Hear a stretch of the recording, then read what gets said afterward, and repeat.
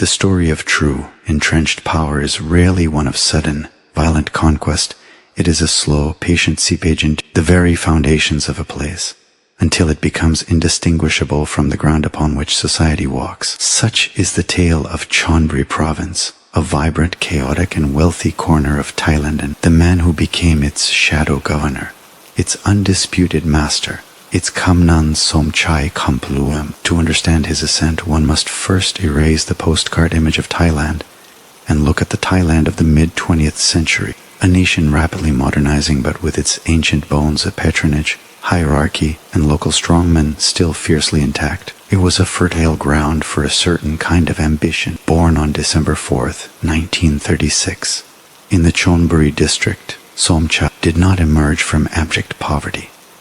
Nor was he a scholarly prodigy. His was a world of tangible assets, of land, fishing boats, of the bustling trade that came through the eastern seaboard. From a young age he possessed a sharp, calculating mind, one that saw opportunity not in defiance of the system, but in its meticulous exploitation. He understood earlier than most in the Thai socio-political fabric.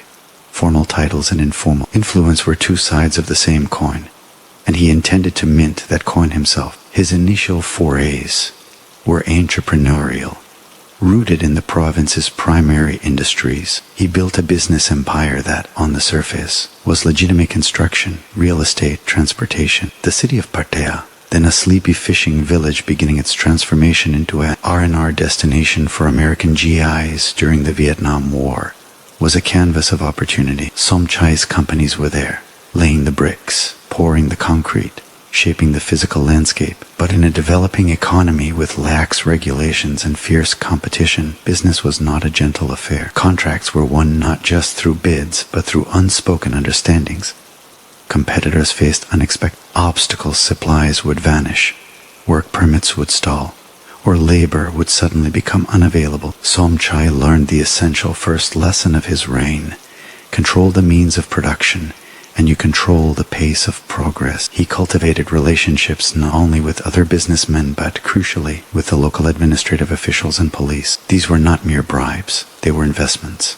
He would provide solutions to their problems: funding for a local festival, a new wing for a school, a generous donation to a temple. In return, he received not just blindness to his own growing methods, but active facilitation. The title of Kamnan, a state-appointed position of sub-district head, was his first formal claim to legitimate authority. It was a role designed for community leadership, but in Somchai's hands, it became a legal shield and a tool of immense local power. As Kamnan, he was the bridge between the villagers and the central government, the man who allocated resources, settled disputes, and issued recommendations. This position gave his influence a bureaucratic stamp, a veneer of righteousness that his burgeoning business interests desperately needed. People began to rely on him, not out of fear yet, but out of perceived necessity. He was the man who got things done when the official channels were slow or corrupt. This carefully constructed duality, the respected community leader and the shrewd,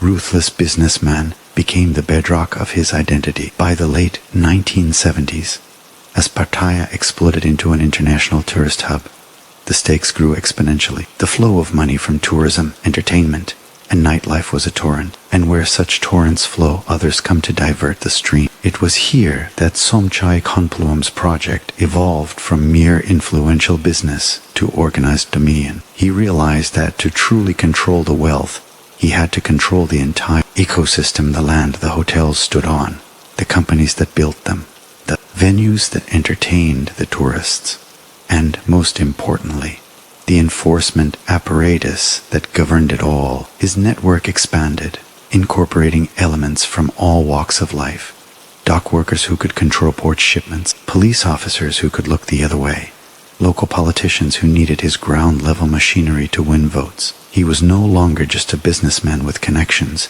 He was becoming the central node in Chonburi, his network of power, the spider at the center of a web that touched everything of value. The quiet fishing province was turning into a gold mine, and Somchai Khunpluem was staking his claim, not with a pickaxe, but with a blueprint for absolute control. The transformation of Pattaya from a rustic village to a neon-drenched Babylon was the catalyst that transmuted Somchai Khunpluem's considerable influence into something far more potent and fearsome, a true, vertically integrated criminal empire. The tourist boom was a chaotic, free-for-all scramble, a gold rush that attracted not just legitimate investors but pimps, conmen, drug dealers, and gangsters from across Thailand and beyond. For a lesser man, this chaos would have been a threat. For Kamnan Poh, it was the ultimate market opportunity. He understood that chaos was bad for sustainable business. What was needed was order, a system his system. His approach was not to wage open war on the criminal elements flooding into Chonburi, but to co-opt them, organize them, tax them. Imagine the bustling walking street in its early days, a maze of go-go bars, nightclubs, street vendors, and massage parlors. Behind the spectacle, a complex protection racket emerged, and at its apex sat Somchai. Every bar owner, every entertainment venue manager soon learned a simple, unspoken rule: to operate smoothly, to avoid sudden police raids, to ensure your trash was collected, to stop your premise from mysteriously catching fire, or to guarantee that your rival across the street didn't receive a more favorable business license. You paid a fee. This wasn't crude extortion by thugs on street corners. It was a sophisticated, almost corporate operation. Representatives, often well-dressed and polite, would visit, offering secure services or consultancy fees for navigating the local bureaucracy. The message was clear. Kamnan Poh's blessing was the most crucial business license you could possess. His construction companies, of course, were the primary builders for many of these new establishments. His transportation networks ferried tourists.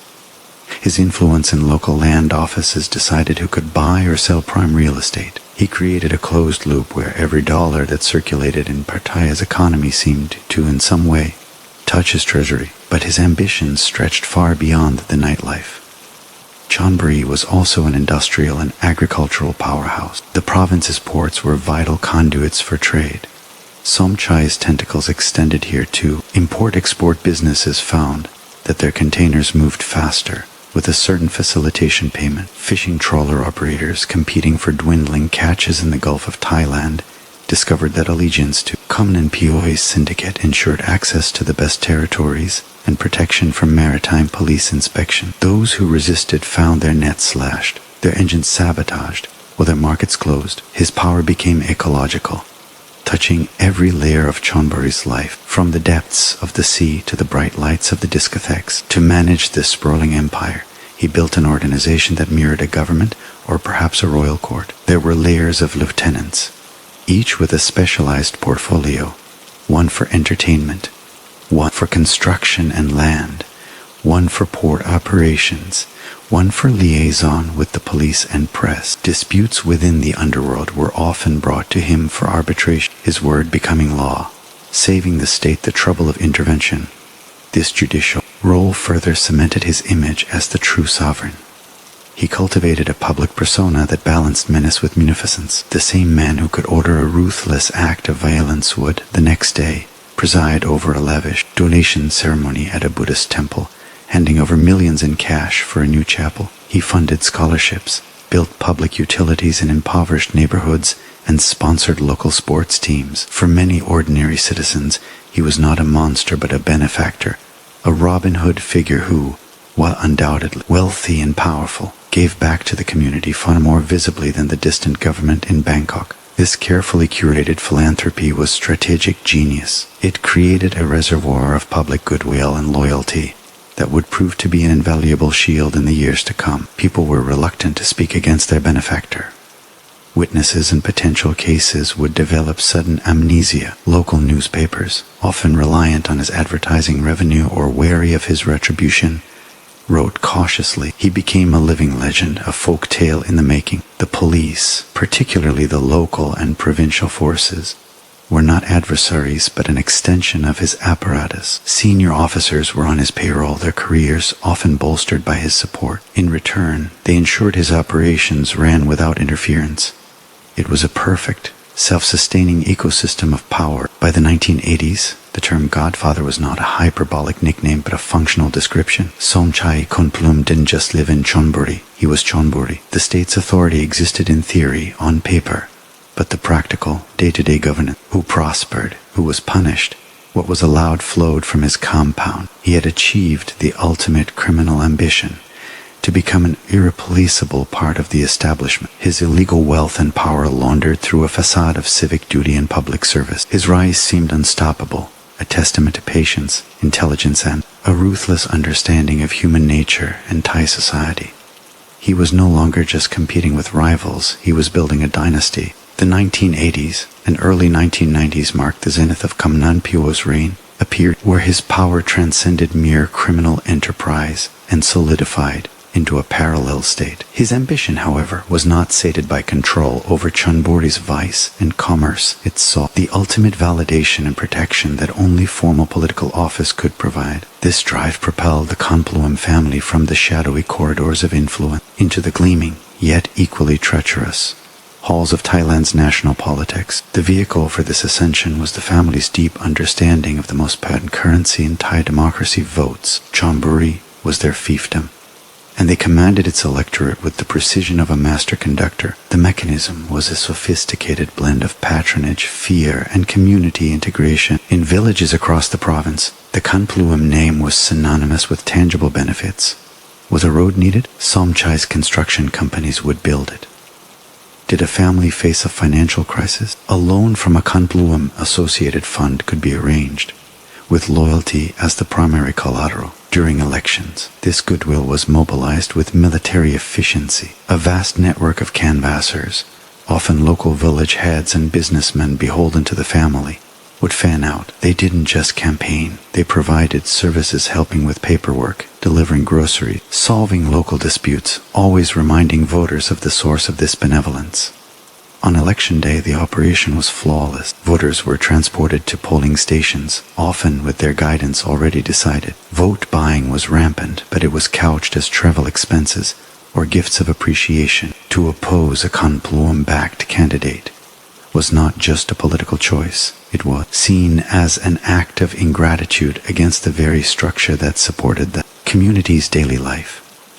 This machinery first successfully installed his wife, Jamras, as a member of parliament for Chonburi. It was a masterstroke. Parliamentary immunity provided a formidable legal shield, and a seat in the national legislature offered direct access to policy making and, crucially, the national police and interior ministries. The family was no longer just influencing the system from the outside, they were now embedded within its core, able to shape laws and deflect investigations from a position of authority. Somchai, ever the strategist operating from behind the throne, understood the importance of alliances. He forged powerful connections with national political figures, particularly within the powerful Chart Thai party. He became a legendary Huakanen, or vote canvasser, a kingmaker whose support could deliver an entire province. In return for this block of votes, he received not just protection, but lucrative national concessions contracts for large-scale infrastructure projects, influence over ministerial appointments in sectors vital to his interests like transport and interior. His son, Somchai Khunpluem, a charismatic and educated fier,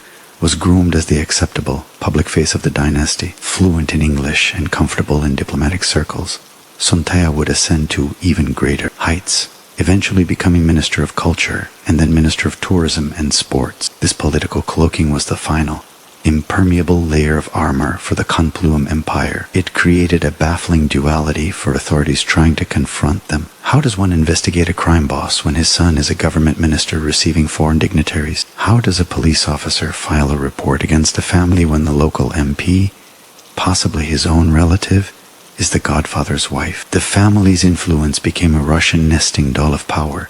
At the core, Somchai's raw criminal control around it, a layer of legitimate sprawling business encasing that, a shell of political authority and social respectability. Their compound in Chonburi, a sprawling estate, was a physical manifestation of this power. It was not a hidden hideout, but a renowned local landmark, a place where supplicants from struggling villagers seeking a favor to business magnates seeking a partnership to police generals paying their respects would come. Somchai held court like a feudal lord, dispensing justice, cutting deals, and directing his domain. His word was law, but it was a law that often worked for the common people in ways the distant, bureaucratic state did not. He solved problems with terrifying efficiency. This period also saw the solidification of his reputation for ruthlessness when challenged. Tales of those who crossed him became part of the local lore, whispered warnings that gave his philanthropy its sharp edge. Business rivals who refused to cooperate might see their enterprises fail under a mysterious cascade of problems. More direct threats were met with terrifying finality. While he was never directly convicted for murder during this time,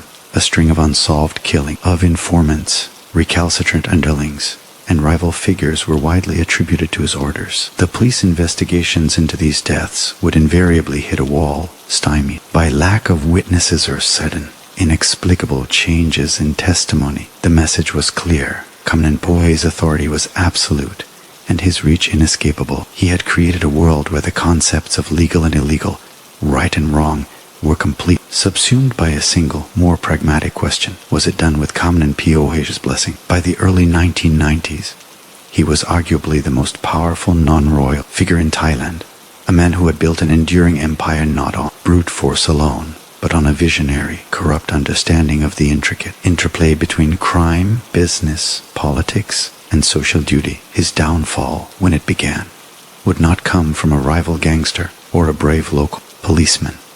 It would require the focused, relentless attention of an entirely new and unconventional force in Thai law enforcement, one untainted by his web of patronage and undaunted by his political armor. The Godfather, in his supreme confidence, may have believed himself untouchable, but the gear of a distant justice, though slow and fragile, had finally begun to turn against him. The first tremors that threatened the seemingly unshakable edifice of Kamnan Poh's empire did not originate from a dramatic gunfight or a bold police raid in Chonburi. Instead, they emanated from the quiet, procedural corridors an innovative and determined new government agency in Bangkok, the National Counter-Corruption Commission, or NCC. For decades, Somchai's strategy had been predicated on a simple, effective principle: localize everything. His influence, his conflicts, his negotiations, and his enforcement were all contained within the ecosystem of Chonburi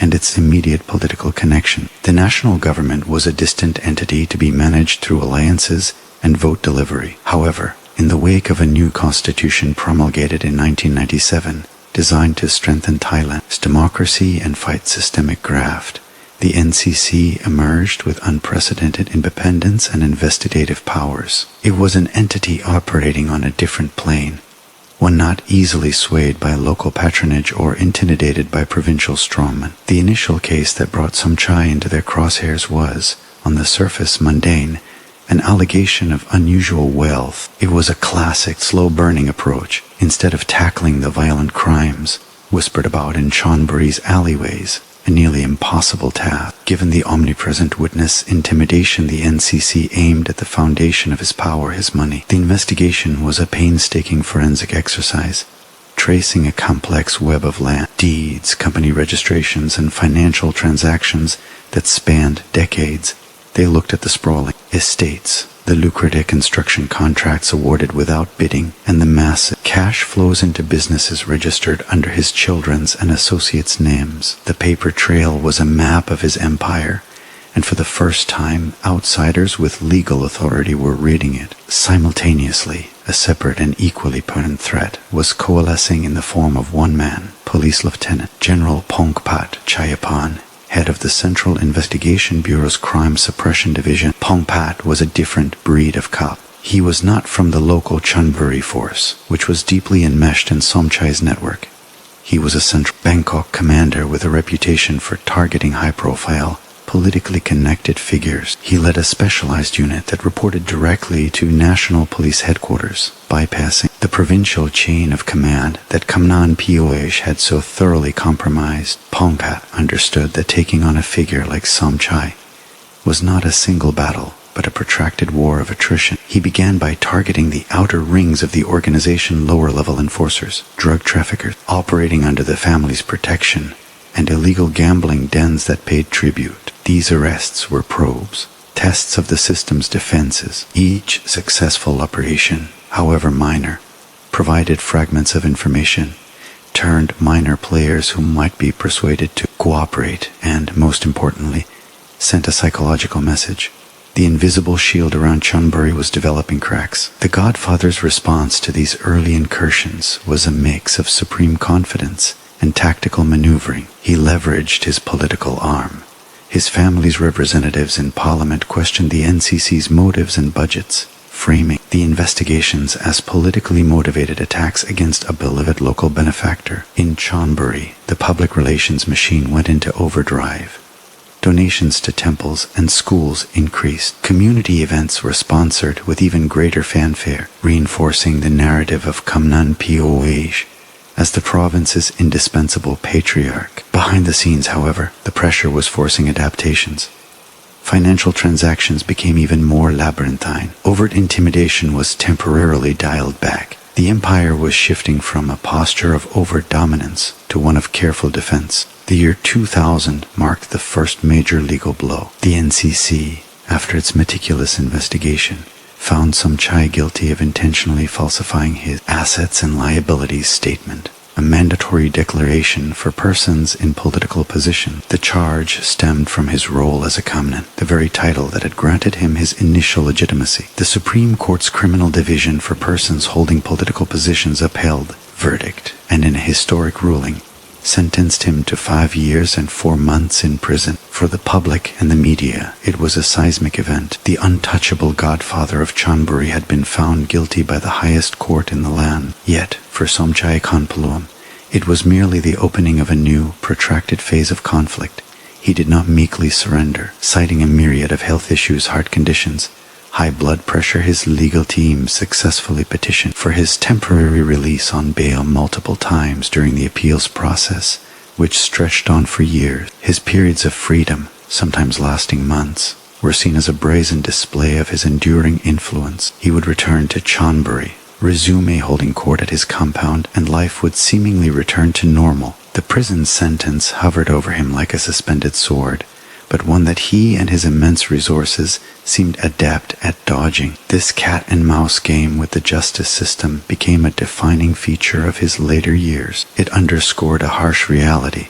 Convicting him was one thing, but actually imprisoning him was another. The system itself, with its lengthy appeals, medical bail provisions, and the sheer intimidation factor surrounding any official tasked with confining him, became an unwitting ally in his resistance. Yet, the conviction was a crack in the myth. It gave courage to others, slowly, tentatively. Individuals who had been silently wronged businessmen forced into unfavorable partnerships. Families of victims of unsolved crimes began to hope that the old order might be changing. It also galvanized his pursuers. For Pongpat and the NCC, the conviction was proof that the fortress could be breached. They now redoubled their efforts, knowing the true battle was just beginning. The goal was no longer just a conviction on paper. It was to see Somchai Khunpluem, the aging but still potent kingpin, finally behind bars, to physically sever him from the source of his power. This set the stage for a dramatic and dangerous decade-long pursuit, where every legal maneuver, every hidden asset, and every moment of freedom was contested in a high-stakes war between a resilient criminal dynasty and a determined, but often frustrated, state. The legal conviction in 2000, while symbolically monumental, proved to be merely the opening salvo in a grueling war of attrition between the aging godfather and the relentless machinery of the state. For Somchai Khunpluem, the years that followed were a masterclass in evasion, resilience, and the manipulation of legal and bureaucratic loopholes. For the authorities, particularly the unyielding police LT, Gen. Pongpat, it was a frustrating game of whack-a-mole, where their formidable target would surface, only to vanish back into the protective fog of his influence, wealth, and claimed infirmity. The Supreme Court's verdict should have been the end. Instead, it initiated a bizarre and protracted period where Kamnan Poh was, technically, a fugitive, yet one who was often sighted in his familiar haunts, a specter haunting his own kingdom. His legal team, among the best money could buy, employed every conceivable delay tactic. Appeals were filed on procedural grounds.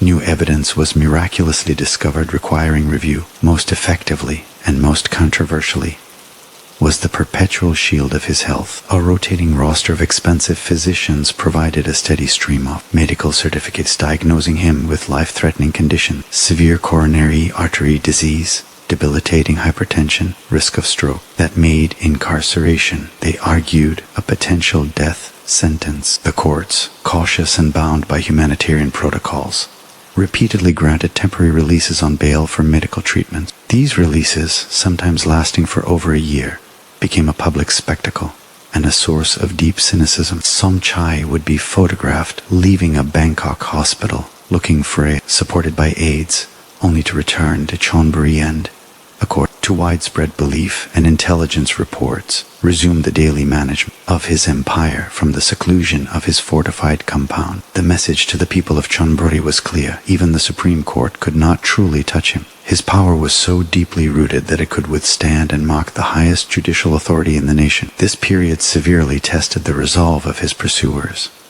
Police General Pongpat, however, was undeterred. He shifted strategy from a direct legal assault to a multi-pronged campaign of erosion. His Central Investigation Bureau began to systematically dismantle the operational limbs of the organization, applying pressure that was meant to isolate the head. A major crackdown was launched on the illegal businesses that formed the empire's financial bloodstream. In coordinated raids across Chonburi and neighboring provinces, dozens of underground lottery hubs, illegal casinos operating under Khunpluem protection, and narcotics distribution networks were busted. These were not random raids. They were intelligence-driven strikes based on intercepted communications and turned informant. Each raid was a financial bleed, seizing cash, assets, and disrupting operations.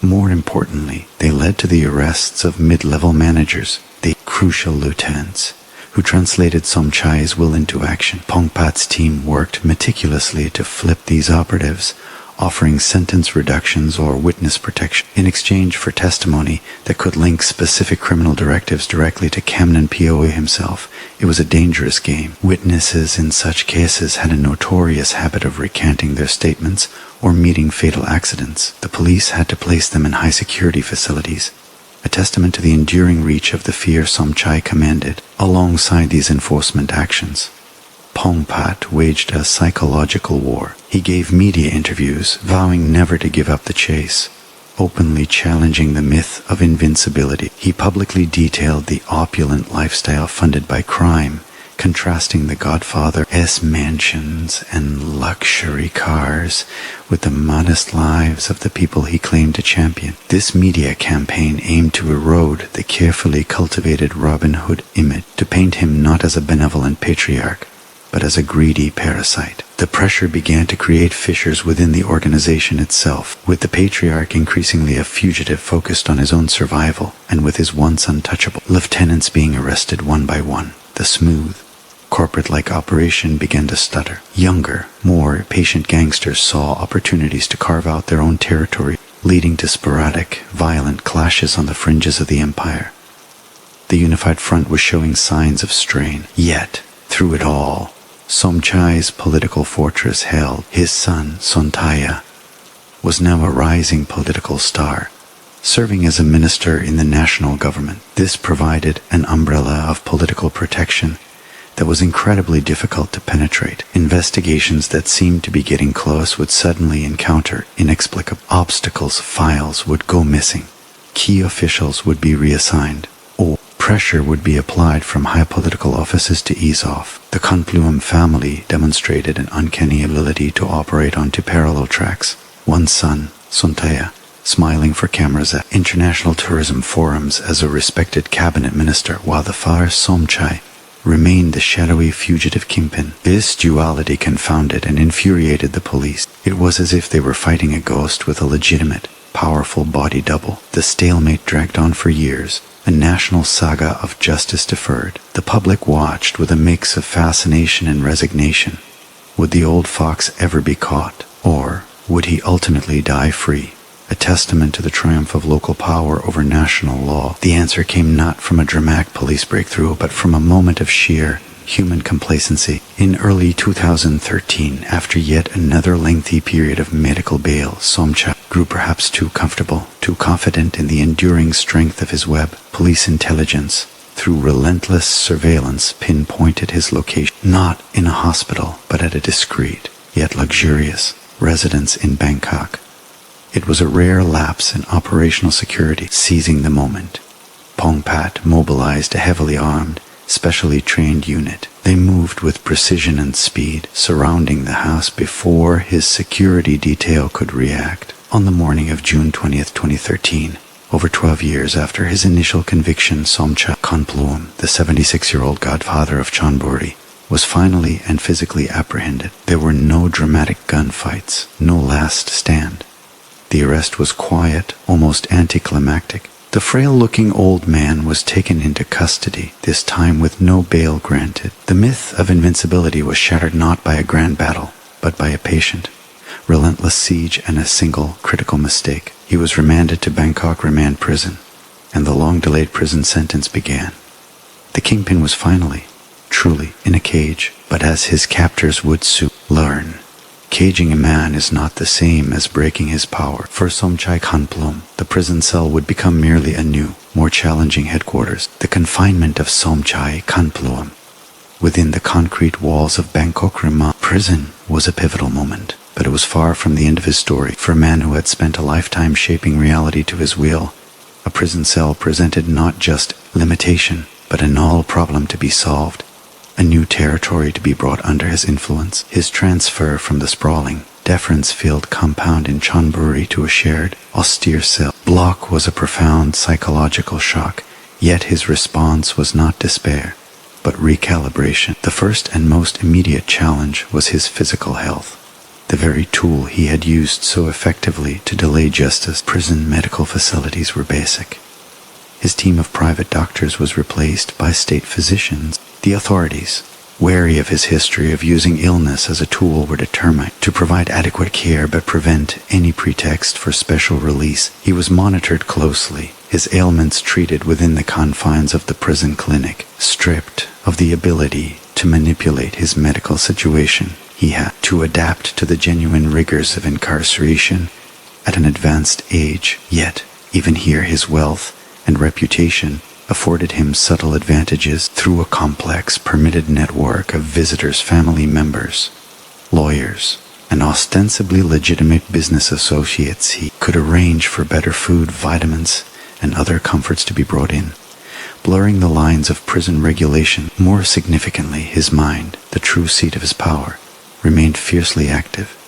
The prison cell became his new command center. Communication was the lifeline of his empire, and he mastered the prison system. Legitimate visits from his wife, sons, including the now former minister Pattaya, and his lawyers were not merely personal. They were strategic briefings and operational meetings.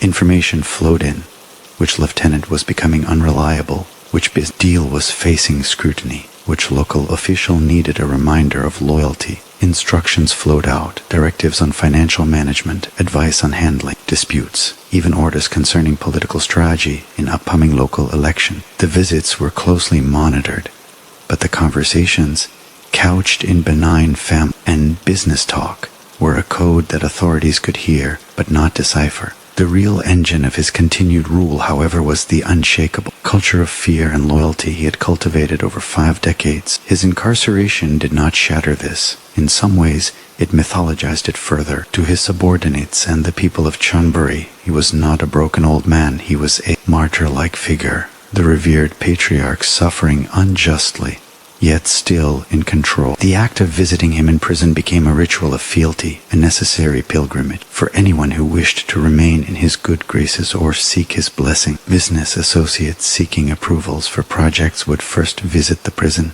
seeking his nod. Local politicians contemplating runs for office would seek his endorsement through intermediaries. His word, even from behind bars, still carried the weight of law. In Chonburi, this was the ultimate testament to the system he had built. It was no longer dependent on his physical presence. It had become a self-perpetuating organism, a franchise of power operating under the brand name Kamnan Poh. His family was the perfect executive board. Somchai, despite the intense scrutiny following his father's imprisonment, maintained a significant political and social presence. Other children and relatives managed the legitimate business fronts, the construction firms, the real estate holdings, the tourism venture. These enterprises continued to thrive, their licenses secure, their contract flowing.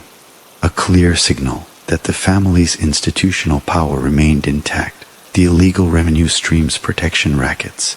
Illegal gambling required more hands-on management, but trusted lieutenant, schooled for decades in his methods, kept the operations running, sending tributes to the family coffers. The police, particularly General Pongpat's team, were acutely aware of this. They had won the battle to incarcerate the kingpin, but they were losing the war to dismantle the kingdom. They observed the continued flow of wealth, the unwavering political influence, the quiet intimidation that still blanketed the province. It was a deeply frustrating realization. They had captured the figurehead, but the shadow he cast was so long and deep that it still eclipsed the sun in Chonburi. Inside the prison, Somchai also focused on his legal battles. With time now abundant, he delved into the details of his ongoing cases and explored avenues for appeal or royal pardon. His legal team was in constant motion, filing petitions, challenging procedural errors from years past, and preparing submissions for clemency. The fight was no longer about avoiding prison. It was about finding a way out of it. He positioned himself as an elderly, infirm man who had paid his debt to society, a pillar of the community who wished to spend his final days at home. This narrative was carefully fed to the media, often through sympathetic outlets. Meanwhile, his health, always fragile, began a genuine and irreversible decline under the stresses of imprisonment. The robust, intimidating presence of his prime was gone, replaced by a thin, frail body that required regular medical attention. But his eyes, those who visited Rapport, had never lost their sharp, calculating gleam. He was playing the long game.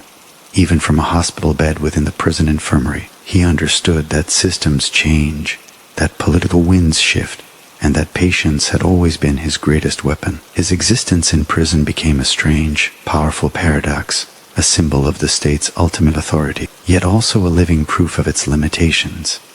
He was a prisoner who had never truly been dethroned. The bars confined his body, but his legacy, his network, and his fear-based sovereignty remained at large, a ghost in the machine of Chonburi, waiting for the day, however unlikely, when the old king might return. This period of imprisoned rule solidified his legend, transforming him from a powerful crime boss into an almost mythical embodiment of resilient, entrenched power. A lesson that true control is not about location, but about the unwavering belief of those you command, and the paralyzing fear of those who might oppose you. The enduring influence of Somchai Khunpluem from his prison cell presented an unprecedented and galling challenge to the Thai state, forcing a strategic evolution in the approach to dismantling his empire. It became clear that incarcerating the patriarch alone was akin to cutting the head off a hydra. The body, in the form of his family and their deeply embedded network, not only survived but continued to thrive.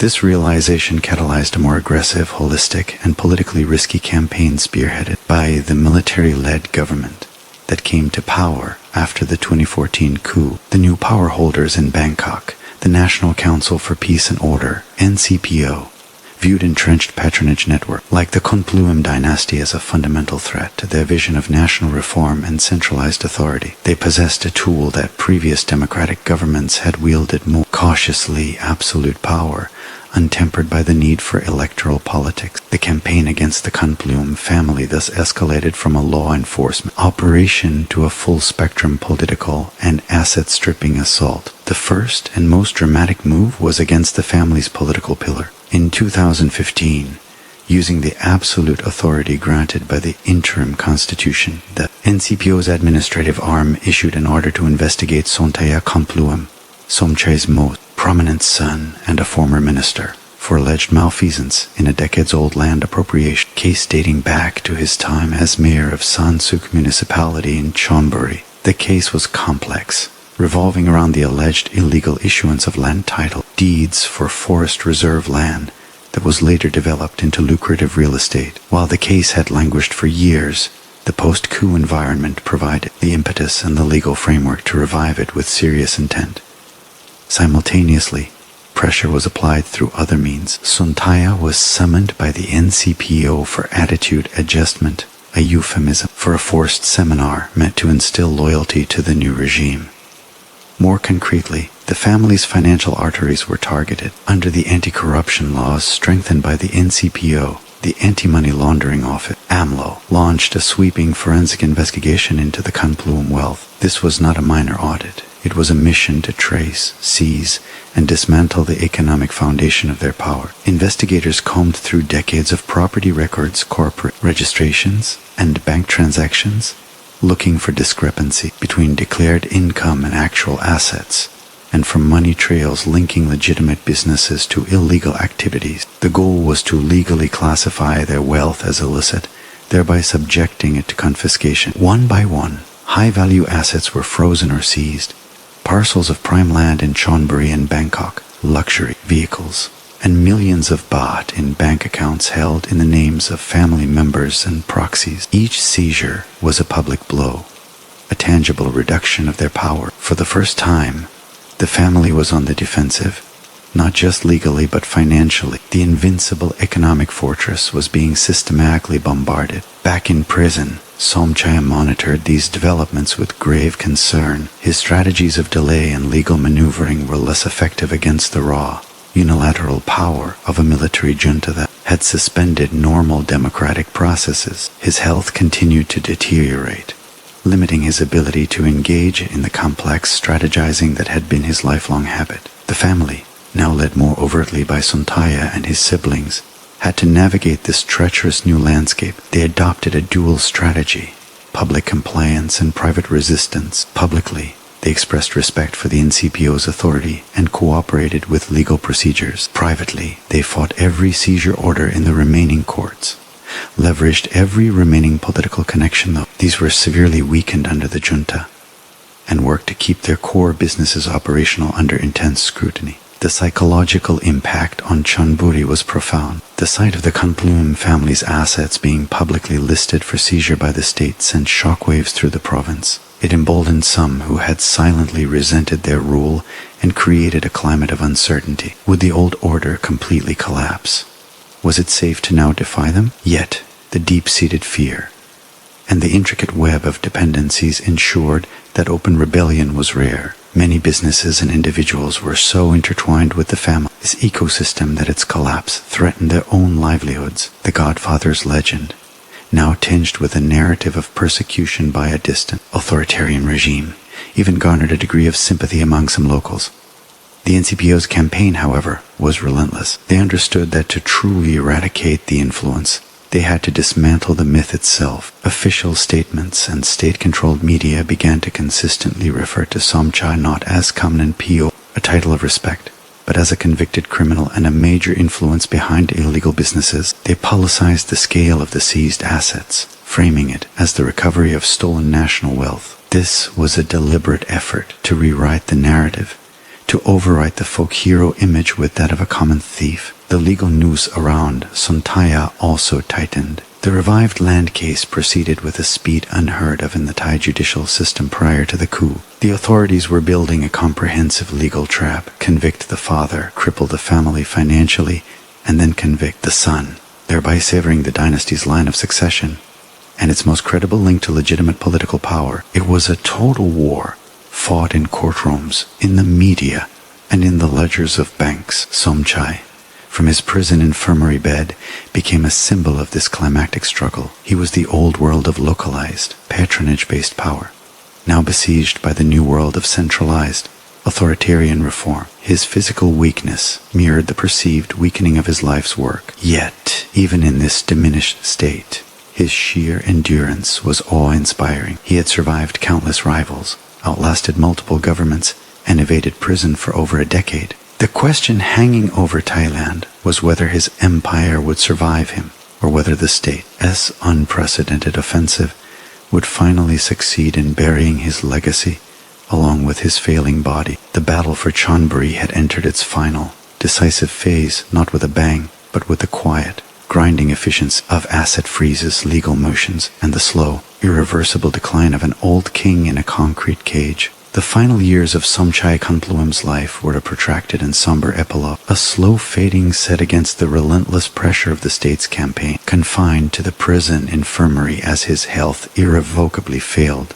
Godfather was reduced from a commanding physical presence to a spectral figure, a mind trapped in a betraying body, receiving updates on the siege of his kingdom through whispered visits and legal documents. His world had shrunk to the sterile smell of antiseptic, the murmur of prison guards, and the slow tick of time towards an inevitable end. The once fearsome Kamnan Poh was now a chronically ill patient, suffering from a failing heart, complications from diabetes, and the general ravages of age, his vitality sapped by the austere environment he had spent a fortune and a lifetime avoiding. Yet, even in this diminished state, the business of power and resistance continued. His family's legal team fought a desperate rearguard action on multiple fronts. They challenged every asset seizure by the Anti-Money Laundering Office, filing appeals that argued the properties and funds were legitimately acquired through decades of business. They sought royal pardons, a traditional avenue for mercy in Thailand, crafting petitions that portrayed Somchai as a remorseful, terminally ill old man who had contributed greatly to his community. These petitions emphasized his age, his infirmity, and his purported service to Chonburi, strategically downplaying the convictions and the allegations of vast criminal enterprise. The pardon requests became a focal point of public and official debate, posing a profound dilemma. Granting mercy to a figure of such notoriety could be seen as undermining the rule of law and the years of effort to bring him to justice. Denying it, however, risked allowing him to die in prison, potentially cementing his martyr status among his supporters and feeding narratives of state cruelty. Meanwhile, the case against his son Somchai proceeded with grim determination. The land fraud accusation, a complex legal relic from a different era, was weaponized by the junta with singular purpose. In 2017, the Supreme Court's Criminal Division for Persons Holding Political Positions found Somchai guilty of malfeasance for his role in illegally issuing land documents during his tenure as mayor in the 1990s. The court sentenced him to a term of imprisonment, though he remained free on bail during appeal. The verdict was seismic. It represented the state's clearest strike yet at the dynasty's line of succession. The polished, politically legitimate face of the Khunpluem family was now itself branded a criminal by the highest court. The strategy of embedding themselves within the political establishment to gain immunity had, under the unique circumstances of military rule, spectacularly backfired. The conviction of Somchai was a symbolic decapitation of the family's future, a message that the reach of the old man's influence would not protect the next generation. This blow likely reached Somchai in his sickbed, a bitter confirmation that the world he had built was being systematically deconstructed. The empire was under asset forfeiture. His heir was a convicted felon, and his own body was a prison within a prison. Throughout 2016, his condition worsened. He was transferred from the prison infirmary to the more comprehensive medical facility at Police General Hospital. But this was a move of necessity, not leniency. Security remained extreme. His room was a guarded cell by another name. The stream of influential visitors dwindled, replaced by the quiet vigilance of family members keeping a death watch. The legend of Kamnan Poh was concluding not with a defiant stand or a dramatic escape, but with the mundane, universal tragedy of organ failure. On December 16, 2016, Somchai Khunpluem, the godfather of Chonburi, died at the age of 80. The official cause was heart failure, a final surrender of the organ he had so often cited as his shield. His death was not a surprise, yet it sent ripples across Thailand. It presented an immediate, logistical problem for the authorities: how to handle the passing of a man who was both a convicted criminal and a local icon. They permitted his body to be returned to Chonburi, to the heart of his domain, for funeral rites. What followed was a spectacle that laid bare the enduring complexity of his legacy. His funeral was not a quiet, family affair. It was a state-level event that spanned 5 days, a paradoxical tribute to a man the state had just spent years trying to dismantle. High-ranking police officials, active and retired, paid their respects. Powerful politicians, Both local and national attended. Current and former ministers, including those from the ruling junta, were seen at the ceremony. The sheer scale and prominence of the attendees were a stunning, silent testimony to the depth and durability of the network he had woven. It was as if his death had temporarily suspended the ongoing war against his legacy, allowing the true architecture of his influence to be publicly displayed one final time. Thousands of ordinary citizens from Chonburi also filed past his coffin, many weeping, offering prayers, and leaving gifts. For them, he was not the criminal mastermind of newspaper headlines or court verdicts. He was Kamnan Poh, the man who built their roads, solved their disputes, and gave their province an identity of formidable strength. The funeral was a perfect metaphor for his entire life, an event where the lines between criminality and respectability, between state authority and shadow power, between fear and genuine grief, became utterly indistinguishable. In death, as in life, he commanded a tribute that blurred all categories. For the state, his passing offered a clear, pragmatic advantage. The primary target was gone. The relentless legal and financial pressure could now continue against his empire and his heirs without the complicating factor of an ailing, symbolic figure whose imprisonment or death could provoke unrest. The war was not over, but its most emotionally and politically charged chapter had closed. Somchai Khunpluem had escaped final judicial accountability not through a pardon, but through the ultimate, universal pardon of mortality. He died a prisoner, yet he was buried a king, leaving behind a province, a family, and a nation to grapple with the profound and unsettling legacy of a man who proved that power, once sufficiently concentrated and institutionalized, can outlive the body of the man who first wielded it, and can even permeate the very institutions designed to destroy it. The grand, contradictory spectacle of Somchai Khunpluem's funeral was not an endpoint, but a poignant interlude before the unresolved conflicts of his legacy surged back with undiminished force. With the patriarch's physical presence removed from the equation, the battle for his empire entered a new, more clinical, and arguably more decisive phase. The state, unburdened by the delicate politics of incarcerating or potentially pardoning a dying legend, intensified its financial and legal siege against the Khunpluem family with renewed vigor. The family, meanwhile, faced the monumental task of navigating a future without their foundational pillar, while simultaneously defending themselves against a junta that viewed their very existence as an affront to its authority. In the months following the funeral, the anti-money laundering office moved from seizing individual assets to pursuing a comprehensive, multi-billion baht forfeiture case. The goal was no longer merely to inconvenience the family, but to deliver a fatal economic blow. Investigators compiled a vast dossier alleging that the sprawling Khunpluem, wealth encompassing thousands of rai of land, hotels, construction firms, and vast cash holdings, was the direct or indirect proceeds of crime, specifically from his conviction for unusual wealth and the underlying criminal enterprises that generated it. This was an attempt to legally redefine the family's entire fortune as illicit, a move that, successful, would not just shrink their power but potentially erase its material basis entirely. The family's lawyers fought each step, arguing in court that the businesses were legitimate, built over generations, and that the state's actions were a politically motivated land grab. Following Somchai's death, parallel to this financial war, the legal jeopardy surrounding Sontaya deepened. His conviction for malfeasance was upheld on appeal, and the prospect of actual imprisonment became imminent. This presented a profound crisis for the dynasty. Sontaya was not just a son, he was the anointed successor, the bridge between the old world of strongman rule and the new world of democratic politics. His incarceration would mean the loss of their most potent symbol of legitimacy and their key operator in the halls of formal power. The family mounted a fierce defense, leveraging remaining political connections and public relations campaigns that framed the case as a vendetta, a continuation of the state's persecution of their deceased father. They portrayed themselves as the victims of an overreaching state, a narrative that found some sympathy in certain political circles and among segments of the Chonburi public who saw the family's troubles as an attack on the province's own identity and autonomy. Within Chonburi itself, the immediate aftermath of Kamnan Poh's death was a period of uneasy transition. The psychological anchor of the province was gone. For 50 years, every significant business decision, every political calculation, and every act of violence had in some way orbited around his will.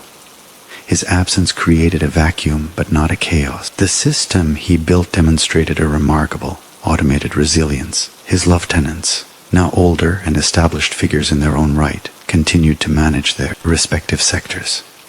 The tribute payments from entertainment venues, the influence over land deals, the subtle control of local labor unions and transport associations, these mechanisms did not suddenly cease. They continued, now flowing to the family as an institution rather than to the man himself. However, without his singular, intimidating authority to arbitrate disputes definitively, faint cracks of competition began to appear. Ambitious underlings and external gangs saw an opportunity to test the boundaries. A spate of violent incidents, shootings at illegal gambling dens, clashes between security teams of rival nightclubs suggested that the monolithic control was beginning to fracture into competing factions, all claiming some connection to, or freedom from, the Khunpluem mantle. The family's challenge was to project strength and unity in this new landscape. They did so by maintaining a highly visible presence, continuing their philanthropic activities, and ensuring that their legitimate businesses operated smoothly. They needed to prove that the brand Khunpluem was stronger than any single individual. Yet,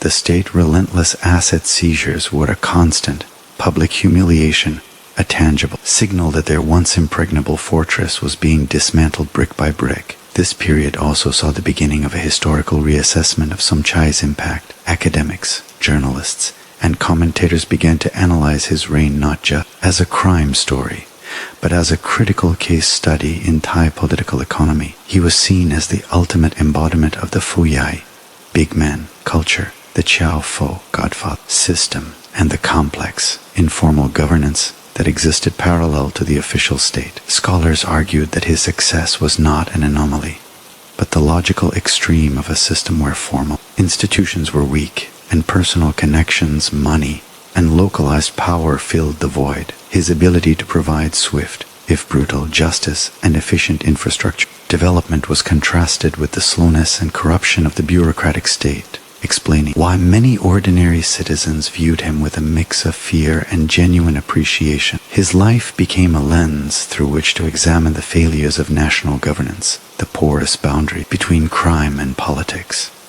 and the enduring power of provincial identity in a centralized kingdom. The question being asked was no longer just who was Kamnan Poh, but what did Kamnan Poh reveal about Thailand? His death did not provide answers, but it allowed these questions to be asked with greater clarity and urgency. The once unspeakable truths about his reign could now be discussed more openly.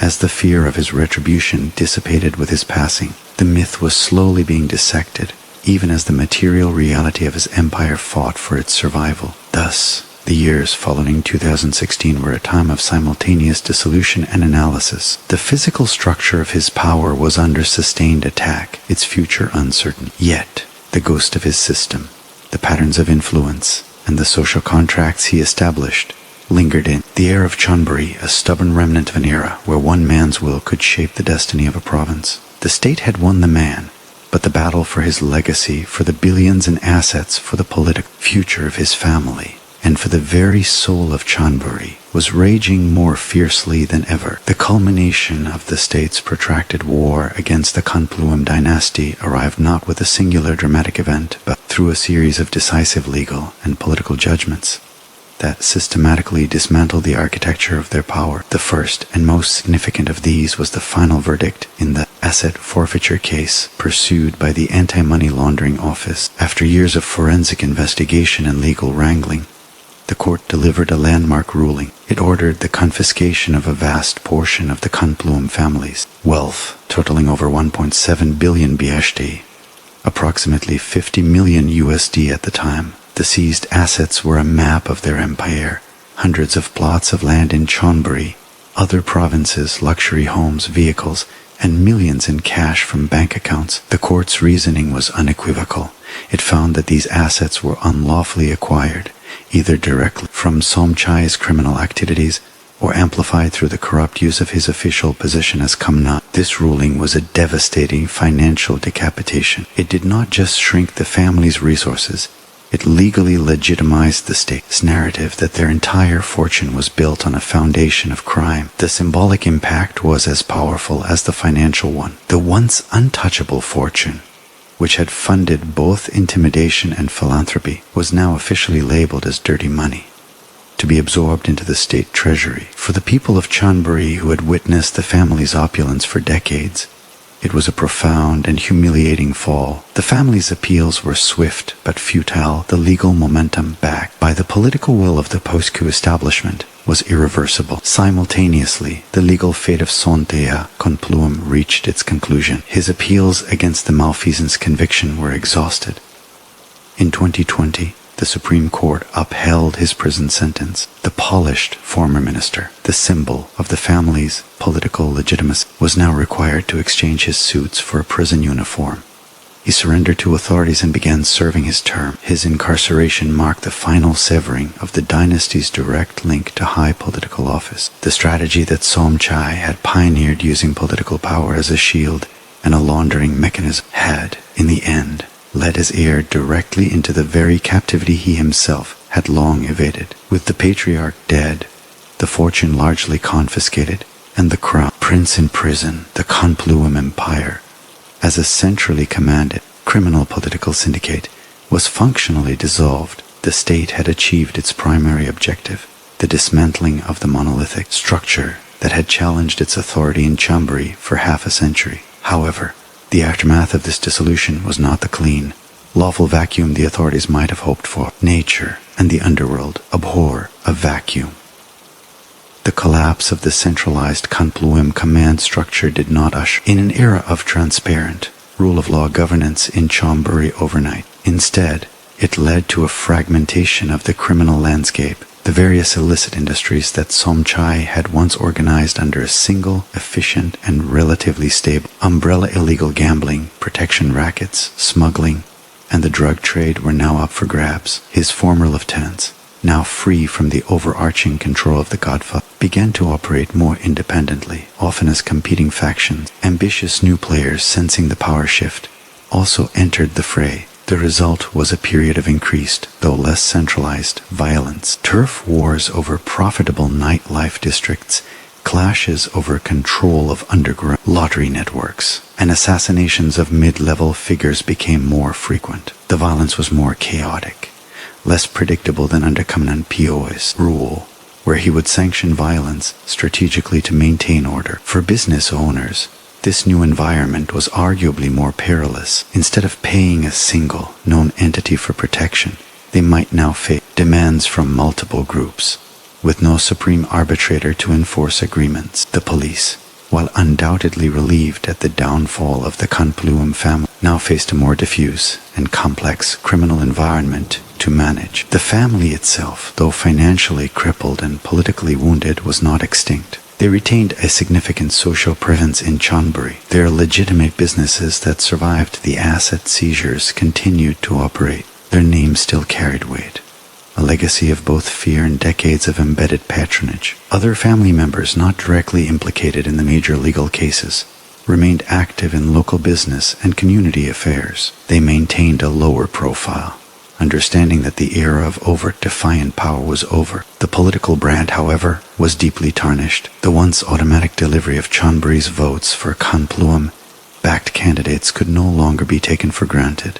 The family's influence transformed from that of a ruling dynasty to that of a powerful, but diminished, local clan, one with a notorious history and a network of loyalists, but without the overwhelming state-within-a-state authority of the past. This new reality forced a recalibration of the social contract in Chonburi. For many residents, the nostalgia for the order of Kamnan Poh's era grew, even as they acknowledged its brutality. Under his rule, if you paid your dues and stayed in line, you could operate securely. The current fragmentation felt more anarchic and unpredictable. This sentiment highlighted the paradoxical legacy of such strongmen. They are both the source of lawlessness and the providers of a brutal, transactional form of stability. The state's victory was therefore incomplete. It had removed the apex predator, but in doing so it had disturbed the entire ecosystem, creating a new set of challenges. The formal institutions of the state, the police, the courts, the local administration now had the opportunity and the responsibility to fill the governance void left by the Godfather's absence. Their ability to do so effectively, to provide real justice, efficient service, and economic opportunity without corruption,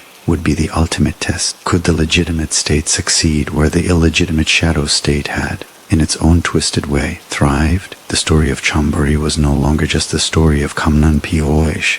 It had become a test case for the resilience of Thai law, the ability of formal institutions to win the loyalty that had been commanded for so long by fear and favor. To view Somchai Khunpluem solely through the lens of crime statistics and court verdicts is to miss the profound and unsettling cultural footprint he left on Thailand, particularly on the collective psyche of Chonburi. His true legacy lies not just in the illicit empires he built or the violence he commanded, but in his successful metamorphosis into a folk anti-hero, a complex symbol whose meaning shifts depending on who tells his story. For the national media and the central government, he was, and often remains, a shorthand for the corrosive power of provincial strongmen, a case study in the failure of law and order. His name is invoked in political speeches and editorials as a warning, a specter, of what happens when local power becomes untethered from national accountability. He is the benchmark against which other alleged Chao are measured, his notoriety setting a high bar for infamy. In this narrative, his death and the dismantling of his fortune are celebrated as hard-won victories for the rule of law, evidence that even the most deeply entrenched powers can, with enough time and force, be brought down. This official story is one of moral clarity, a tale of a criminal who was ultimately defeated by the persistent efforts of dedicated policemen and an evolving legal system. Yet, descend into the streets, markets, and tea shops of Chonburi, and a different, more nuanced folklore emerges. Here, the story of Kamnan Poh is often told with a tone of grim respect, sometimes even nostalgic admiration. He's remembered not as a mere criminal, but as a force of nature, a foundational element of the province's modern identity. In local lore, his ruthlessness is acknowledged, but it is often framed as a necessary harshness, the sharp edge required to carve order out of chaos. The tales of his violent retribution are told not just as warnings, but as legends of a time when actions had immediate and severe consequences, a form of brutal, efficient justice that stood in stark contrast to the slow, corrupt, and often inaccessible official judiciary. His philanthropy is not seen as mere laundering, but as genuine patronage, evident that he never forgot his roots and understood the social contract he took from the rich, often through coercion, and gave to the community, building the temple, schools, and infrastructure that the distant government in Bangkok neglected. This duality is key to his folk hero status. He embodied a paradoxical form of leadership that resonated deeply in a society with a complex relationship with authority. He was both feared and relied upon, a protector and a predator. He provided a perverse sense of security under his watch. No other criminal could rise to challenge him, and as long as one adhered to his rules, one could prosper. This created a peculiar form of stability, a stability built on fear, but stability nonetheless. For the ordinary vendor or taxi driver, the abstract concept of the rule of law paled in comparison to the tangible, if tyrannical, order provided by the Godfather. His life also became a powerful narrative of local empowerment versus central control. Chonburi, under his influence, was not just another province, it was Kamnan Poh's province. This fostered a fierce local pride, a sense of distinct identity and self-sufficiency. He was their champion, a homegrown power who answered to no one from Bangkok, a sentiment that tapped into long-standing tensions between the provinces and the capital. His decades-long evasion of capture was not seen as a failure of justice by all, but as a testament to his cleverness and the strength of local networks against an often resented central authority. This perception was only amplified by the military government's aggressive post-2014 campaign, which many in Chonburi viewed as an external invasion, a dismantling of their local order by fiat from Bangkok. Thus, his persecution and death could be framed in this local narrative as a martyrdom of sorts. Furthermore, His story feeds into a deeply ingrained cultural archetype, that of the successful outlaw, the man who operates outside the system, not because he is weak, but because he is strong enough to build his own. This archetype, found in cultures worldwide, celebrates cunning, resilience, and the defiance of unjust or inefficient systems. Somchai, with his rise from local businessman to shadow governor, his ability to bend police and politician to his will, and his creation of a parallel, functioning state, fits this archetype perfectly. He's the ultimate self-made man in a society where traditional paths to success are often blocked by nepotism and bureaucracy. That he achieved this through crime does not erase the allure of the narrative for many.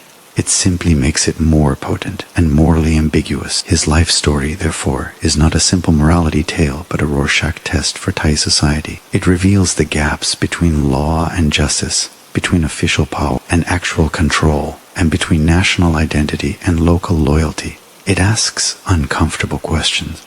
Is the order provided by a brutal strongman worse than the chaos of weak governance? Is corruption that delivers tangible results more acceptable than clean governance that delivers nothing? The enduring fascination with Kamnan Poh, the books written about him, the whispered story, and the sheer scale of his funeral all indicate that these questions remain unresolved. He forced a province and a nation to confront the fact that power does not always wear an official uniform, that legitimacy can be earned through channels other than democracy, and that the line between a criminal and a leader can become dangerous, blurred when the state fails to fulfill its basic promises to its people. His ghost does not haunt Chonburi in the form of a specter, but in the form of the lingering questions, in the architectural landmarks he built, in the political families he spawned, and in the unspoken acknowledgement that the system he so masterfully gamed, for all its efforts to destroy him,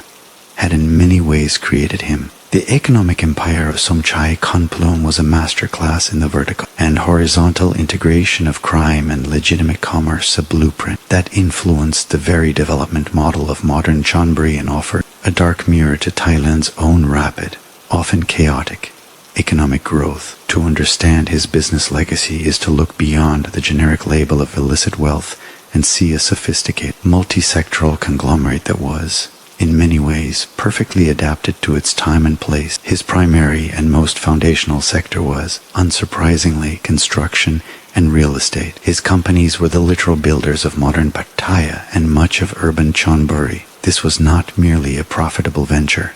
It was a strategic one. Controlling construction meant controlling the very physical space in which the province's future would unfold. He determined which plots of land were developed and which remained dormant, often through a murky combination of legitimate purchase, coercion of existing owners, and manipulation of land title deeds, a practice that would later form the core of the legal case against his son Sontaya. His firms won public works contracts for roads, drainage systems, and government buildings, ensuring that state-funded development flowed through his coffers. This control over construction gave him immense power over the next critical sector, tourism and entertainment. As Pattaya exploded, he owned or held interests in hotels, nightclubs, bars, and restaurants. More crucially, he controlled the supply chains that fed them, the companies that provided linens, food and beverage, security, and even the entertainment shops. This created a closed loop where a tourist dollar spent in Pattaya would ripple through multiple businesses with Khunpluem fingerprints. The infamous protection rackets were simply the enforcement arm of this commercial domination, a tax on businesses that sought to operate outside his ecosystem, beyond tourism. His tentacles extended into transportation and logistics, critical for a province with a major deep seaport. He held interests in trekking companies, bus services for tourists, and had significant influence over the port operations of Lam Chabang, one of Thailand's largest. This allowed him to monitor and profit from the flow of goods, both legal and illegal, in and out of the region. Smuggling of everything from luxury cars and cigarettes to illicit goods became a streamlined operation under his oversight. with his control over transport networks and customs officials acting as a lubricant for contraband. Another cornerstone was natural resources and agriculture. His early roots in fishing gave him dominance over Chonburi's fishing fleets and seafood processing plants. He extended this to control over mining concessions for stone and aggregates, the very materials his construction companies needed. This vertical integration was brutally efficient. His mining companies supplied his construction firms, which built on his land holdings, serviced by his transport companies, and protected by his security apparatus. The illegal businesses, the underground lottery, illegal casinos, and later, methamphetamine distribution were not separate entities but were woven into this legitimate tapestry. They provided massive, off-the-books cash flow that could be used to bribe officials, fund political campaigns, and invest in further legitimate expansion. This cash was often laundered through the constant, cash-heavy transactions of his construction projects, hotel revenue, and seafood exports, where inflating invoices or creating phantom subcontractors could easily disguise illicit funds. This model had a profound influence on Thailand's economic landscape, particularly in the eastern seaboard. It demonstrated how rapid, policy-driven development, the government's Eastern Seaboard Development Program, could be captured by local strongmen who understood the mechanics of power better than the mechanics of the free market. Kamnan Poh didn't compete in a market. He became the market in Chonburi. He set the informal rules of engagement, who could participate, what fees they had to pay, and how disputes were resolved. This created a distorted form of economic stability. For businesses within his fold, there was predictability. Permits could be obtained, competitors could be suppressed, and labor issues could be resolved with a phone call. This environment, while morally repugnant and violently enforced, could be attractive to certain kind of investment, both domestic and foreign, that prioritized swift execution over legal niceties. His legacy, therefore, is a paradoxical one of both development and distortion. The skyline of Pattaya is, in part, a monument to his drive. The roads, the ports, the bustling economy of Chonburi bear the imprint of his will. Yet, this development came at a tremendous cost: the entrenchment of corruption as a business model, the brutal suppression of fair competition, and the creation of an economy where success was determined not by innovation or efficiency, but by proximity and loyalty to a criminal syndicate. After his fall, the sectors he dominated did not collapse. They were too integral to the provincial economy. However, they underwent a period of restructuring. The monolithic control fractured. Construction and real estate became more competitive. Though allegations of corruption and hidden ownership persist, the entertainment industry, while still shadowy, now deals with multiple competing interests rather than a single tribute collector. The enduring lesson of his business empire is a cautionary one for emerging economies. It reveals how, in the absence of strong, transparent institutions and the rule of law, economic growth can be hijacked by criminal entrepreneurs who replicate the functions of the state, providing secure, enforcing contracts, allocating resources, but do so for private gain, creating a hybrid system that is both robust and rotten at its core. The Khunpluem conglomerate was a private, for-profit government, and its success laid bare the vulnerabilities in Thailand's own public institutions. The billions of baht ultimately confiscated by the state were not just the spoil of crime. They were the dividends of a parallel governance that ruled Chonburi for generations, a stark ledger of what happens when crime graduates from street corners to boardrooms and becomes indistinguishable from the economy itself. In a nation where Theravada Buddhism is inextricably woven into the fabric of social life, morality, and power, Somchai Khunpluem's relationship with the monastic institution was not a side note to his reign, but one of its central enabling pillars. His mastery of this relationship represented a profound understanding of Thai psychology, allowing him to launder his reputation spiritually in the same way he laundered his money commercially. His patronage of Buddhism was vast, systematic, and highly visible. He was not a casual donor. He was a premier builder of temples, or wats, across Chonburi province. He financed the construction of towering Abosud ordination halls, gleaming golden Buddha images, majestic chidis, stupas, and comfortable living quarters for monks. His donations during Kathan ceremonies, where lay people present robes and offerings to monks at the end of the Buddhist Lent, were legendary, often involving millions of baht in cash piled high on ceremonial trays, a spectacle covered eagerly by the local press. These acts were meticulously performed and publicized, creating a powerful visual narrative. Kamnan Poh, the devout Buddhist, the generous benefactor, the man who built not just hotels and casinos, but houses of virtue and enlightenment. This religious philanthropy served multiple, interconnected strategic purposes. First and foremost, it provided the ultimate moral cover. In the Buddhist concept of merit-making or tamban, generous acts are believed to generate positive karma, improving one's status in this life and the next. By being the most prolific merit-maker in the province, Somchai was publicly accumulating spiritual capital, which in the public perception could offset the negative karma of his violent and illicit action. It created a cognitive dissonance in the minds of the people. How could a man who funded the construction of such sacred spaces be truly evil? The temple stood as physical, immovable arguments for his essential goodness, or at least for his desire for redemption. This tied directly into the second purpose, social legitimacy and soft power. Senior abbots, revered figures in their communities, would publicly accept his donation, offer him blessings, and sometimes even lend their presence at his family events. This tacit endorsement from the Sangha,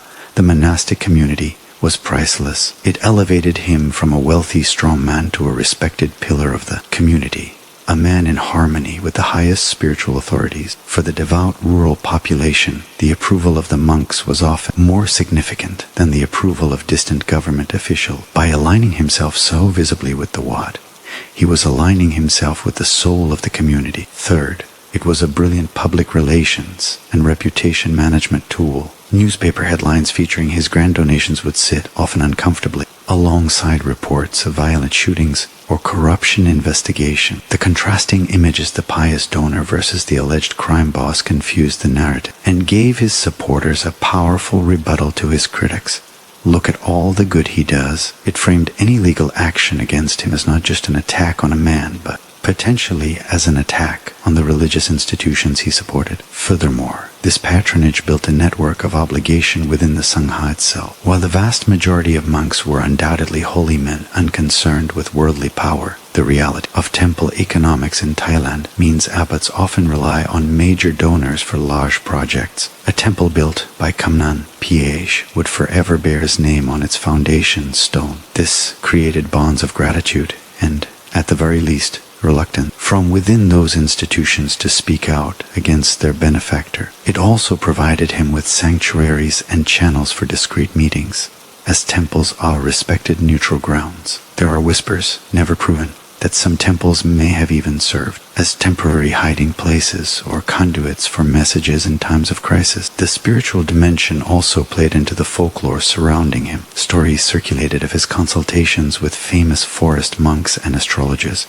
of his strict observance of Buddhist precepts on certain holy days, and of his belief in protective amulets blessed by powerful monks. This painted a picture of a complex man, one who was aware of his sins and sought spiritual solace and protection, a trait that made him seem more human, more relatable, and more traditionally Thai than a purely secular, ruthless gangster. It completed the archetype of the good-bad man, a figure common in Thai folklore, someone who breaks societal rule, but remains fundamentally tied to the core cultural and religious values of making merit and respecting the Sangha. In death, this spiritual strategy reached its apex. His funeral, as mentioned, was a grand religious ceremony held over 5 days, presided over by rows of chanting monks, a ritual fit for a royal or a supreme patriarch. This final, lavish act of merit-making paid for by his family was the ultimate assertion of his chosen identity. It was an attempt to seal his legacy not in the court records,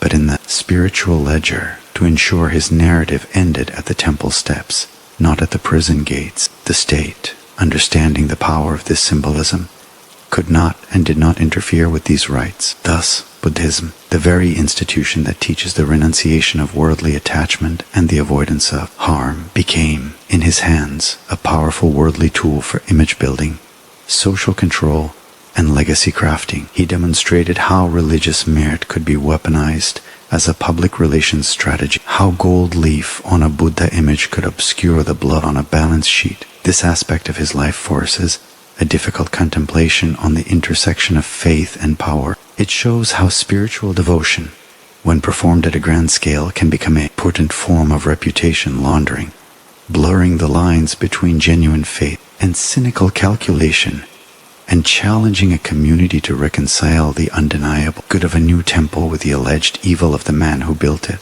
The temples still stand across Chonburi, silent and beautiful monuments to a paradox, their graceful spires pointing to heaven, while their foundations are entangled with the complex, earthly legacy of the Godfather who made their construction possible. Behind the formidable public persona of Kamnan Poh existed a private world governed by the traditional structure of a Thai patriarch, yet one uniquely distorted by the extraordinary power and peril that defined his existence. Somchai Khunpluem was, at home, a man of severe discipline, deep familial loyalty, and calculated tradition.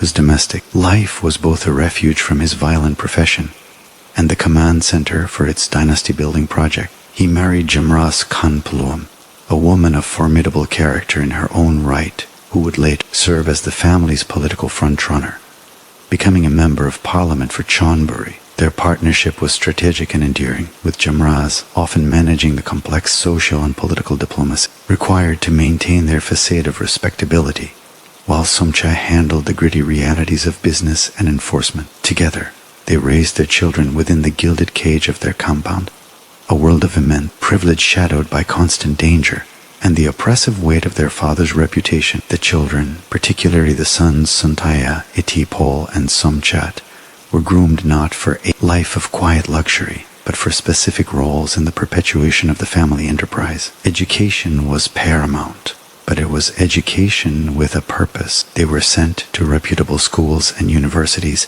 both in Thailand and abroad, to acquire the skills and polish necessary to navigate the legitimate worlds of business, law, and politics. This was a conscious, long-term strategy to build a second generation that could operate effectively in daylight, distancing the family's wealth and influence from its criminal origins. Suntaya, the most prominent, was the archetype of this plan, charismatic, fluent in English, with a law degree and a natural political demeanor. He was the bridge, the acceptable face, who could shake hands with ambassadors and negotiate in government ministries, his legitimacy providing an umbrella under which the older, darker operations could continue. The family dynamic was reportedly one of strict hierarchy and obedience, with Somchai as the unchallenged head. Decisions concerning business, politics, and even personal matters often required his approval. This instilled a powerful sense of unity and purpose, but it also meant the children's lives were never full their own. They were assets of the empire, their trajectories mapped against the needs of the collective. Loyalty to the family was the supreme virtue, outweighing all others, a principle beaten into them not just by words, but by the ever-present threat of external enemies. They lived with security details, attended schools under assumed names at times, and understood from a young age that their world was different, that trust was scarce, and that their father's name could be both a key that opened every door and a target painted on their backs. Despite this, or perhaps because of it, Somchai was, by many accounts, a devoted family man within these constrained boundaries. He provided opulently, demanded excellence, and expected his children to uphold the family's standing. There were gatherings, celebrations, and the routines of a large, wealthy Thai-Chinese family, with all the associated traditions and festivities. Yet, the darkness was never far from the doorstep. The compound in Chonburi was less a home and more a fortress, a labyrinth of buildings surrounded by high walls, monitored by cameras, and guarded by a private security force loyal only to him. It contained everything needed for life and work: living quarters, meeting halls, offices, and even areas for hosting and entertaining officials and supplicants. This blurring of home and headquarters meant there was no true escape from the burdens of power. Business meetings with police colonels would happen in the morning. Family meals might be interrupted by urgent messages from lieutenants. The sounds of construction from his own companies were a constant reminder of the source of their wealth. Somchai himself maintained a lifestyle that was powerful rather than ostentatiously lavish. Especially in his later years, he favored simple, traditional clothing, ate Thai food, and was known for his frugality in personal matters, a stark contrast to the billions he controlled. This personal austerity amplified his image as a man of the people, not a decadent playboy. His pleasures were those of control and strategy, the intricate planning of a business deal, winning of a political battle, the quiet satisfaction of a problem solved through his influence. He was a keen student of Thai politics and human nature, spending hours reading reports and receiving briefings. His private conversation, as recalled by associates, were often blunt, pragmatic, and laced with a dark, pragmatic wisdom about how Thailand truly functioned. The great tragedy and success of his personal life were one and the same. He successfully molded his family into a dynasty capable of surviving him. But in doing so, he bound them irrevocably to his fate. The sons inherited not just wealth and influence, but also the relentless scrutiny, the legal battles, and the existential enemies that came with the Khunpluem name. The lavish funerals, the political campaigns, the business holdings, all were part of a legacy that was as much a curse as an inheritance. When he was finally imprisoned and then died, he left them a kingdom under siege, forcing them to navigate a world without its founding pillar and primary protector. The private man, therefore, remains elusive, forever shrouded by the immense shadow of the public figure. He was a loving patriarch who ordered killings, a community builder who ruled by fear, a devout Buddhist who built a fortune on sin. His home life was the engine room of his empire, a place where the lines between family love and dynastic ambition, between paternal care and strategic grooming, were seamlessly erased. To understand Somchai Khunpluem is to understand that for him,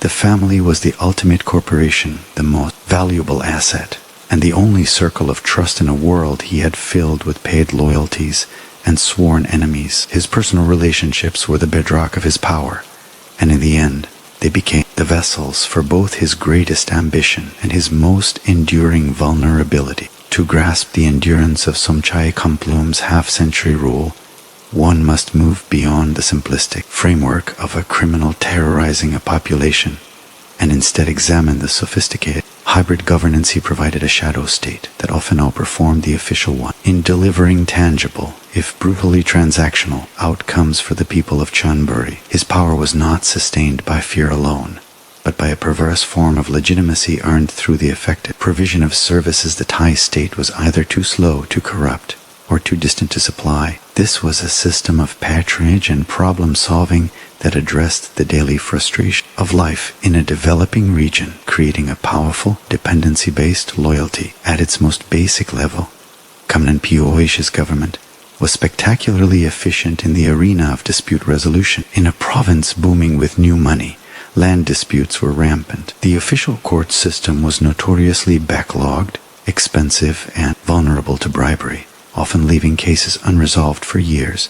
In contrast, Somchai's arbitration was swift and definitive. Parties in conflict would be summoned to his compound. He would listen, consult with his advisors who had intimate knowledge of every land title and local history, and then issue a verdict. His decision was final, enforced by the implicit threat of his enforcers. There was no appeal, no lengthy procedure. For many, especially those without resources for lawyers and court fees, this was a preferable system. It provided clear, immediate closure. Similarly, he acted as a de facto labor and business regulator. If a contractor cheated a homeowner, a complaint to Kamnan Poh's network could result in the contractor being forced to make amends or be run out of business. If a business deal went sour, his intermediaries could negotiate a settlement. He provided a form of contract enforcement outside the legal system, which, while extra-legal, created a predictable business environment for those within his sphere. This extended to personal and community crises. A family unable to pay for a medical emergency or a funeral could receive a loan or an outright gift from his charitable funds. A village needing a new water well or a repaired road would find that a request to his office often yielded faster results than a petition to the distant provincial hall. His construction companies would simply show up and get the job done. This direct, material responsiveness stood in stark contrast to the bureaucratic maze of government procurement, where budgets were siphoned off, projects were delayed, and quality was often poor. In the eyes of many locals, Kamnan Poh got things built. He was also the ultimate guarantor of public order, albeit of a specific kind. Petty crime that disturbed the social peace or threatened businesses under his protection was dealt with harshly. Thieves, vandals, or unruly gangs not affiliated with him could expect violent reprisals. This created pockets of security within his domain. Residents and business owners knew that as long as they were under his umbrella, they were safe from random criminal predation, though they were, of course, subject to his own systematic extraction. It was a trade-off. Freedom from fear of chaotic crime, in exchange for submission to organized crime. For the poor and the marginalized, he often served as a social safety net of last resort. His periodic, highly publicized handouts of food, supplies, and cash during festival or times of hardship reinforced his image as the province's true caretaker. This was not just charity. It was a political performance of paternalism, reinforcing the feudal bond between the lord and his subjects. He understood that in a culture with deep roots in patron-client relationship, known as bankon, providing tangible help created a debt of gratitude that translated into unwavering loyalty, votes for his political candidates, and silence in the face of his atrocities. This system exposed the stark failures of the formal state apparatus in Chonburi for decades. The police were seen not as protectors, but as either ineffective or as just another armed faction seeking bribes. The local administration was viewed as slow and self-serving. The courts were inaccessible. Into this vacuum of effective governance, Somchai stepped, offering a one-stop shop for justice, security, and development. His model was authoritarian, personalized, and utterly devoid of the rule of law, but it functioned with a clarity and speed that the legitimate government could not match. This is why mere law enforcement could never dislodge him. He had become a necessary evil, an integral part of the social and economic machinery. People relied on him. His downfall, therefore, was not just a law enforcement challenge, but a governance crisis. When he was finally imprisoned and his assets seized, it created a void in these informal systems. Who would now resolve the land dispute?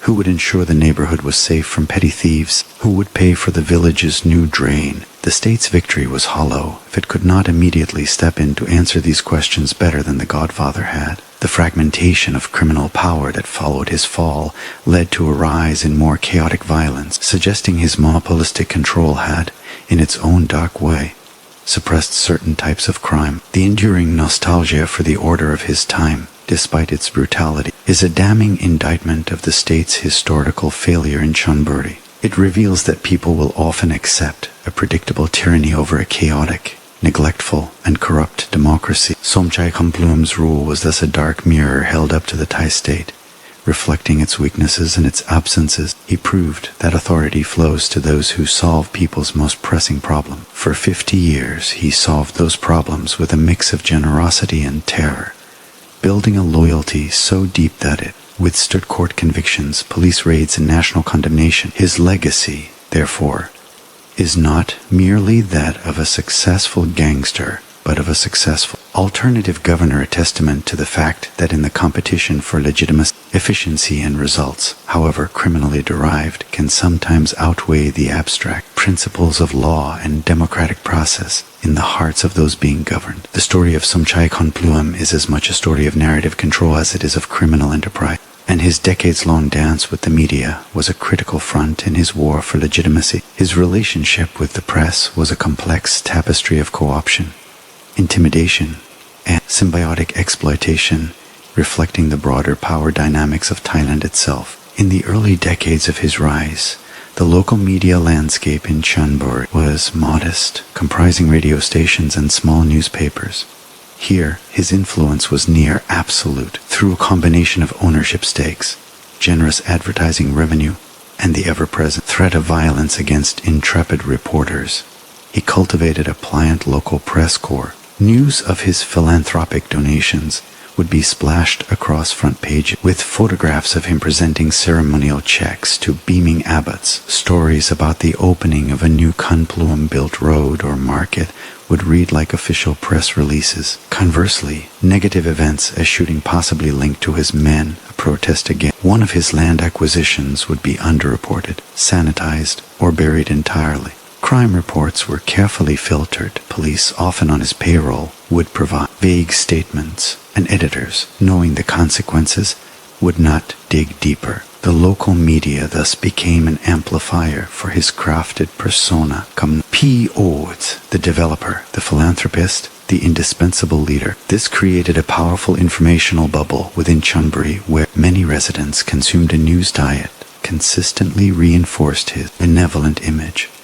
As his notoriety grew and the national media based in Bangkok began to take interest, the dynamic shifted. The powerful national newspapers and television networks were harder to control outright. They had larger audiences, were based outside his immediate sphere of influence, and were often aligned with different political factions in the capital. Here, Somchai and his advisors employed more nuanced strategies. They granted selective access to favored or less aggressive national journalists, offering interviews that portrayed him as a simple, misunderstood man doing his best for his community. He would speak in folksy parables about helping people, deflect direct questions about crime with a laugh or a cryptic proverb, and emphasize his role as a problem solver. These interviews, carefully stage-managed, fed the growing national legend, adding layers of complexity to the monster portrayed by his enemies. For more adversarial national outlets, the tools were intimidation and legal threat. Reporters investigating his finances or his violent methods would find their sources drying up,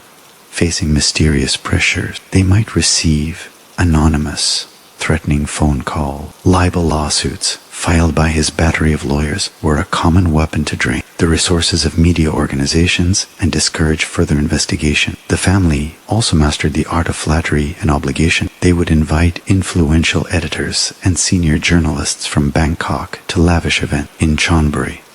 Temple openings, charity galas where they would be treated as honored guests. This created personal relationships and a sense of debt, making it hard for those individuals to later pursue aggressively critical coverage. The media, for its part, was often a willing participant in this dance. The story of Kamnan Poh was irresistible copy, a real-life gangster saga full of money, power, and danger. It sold newspapers and boosted ratings.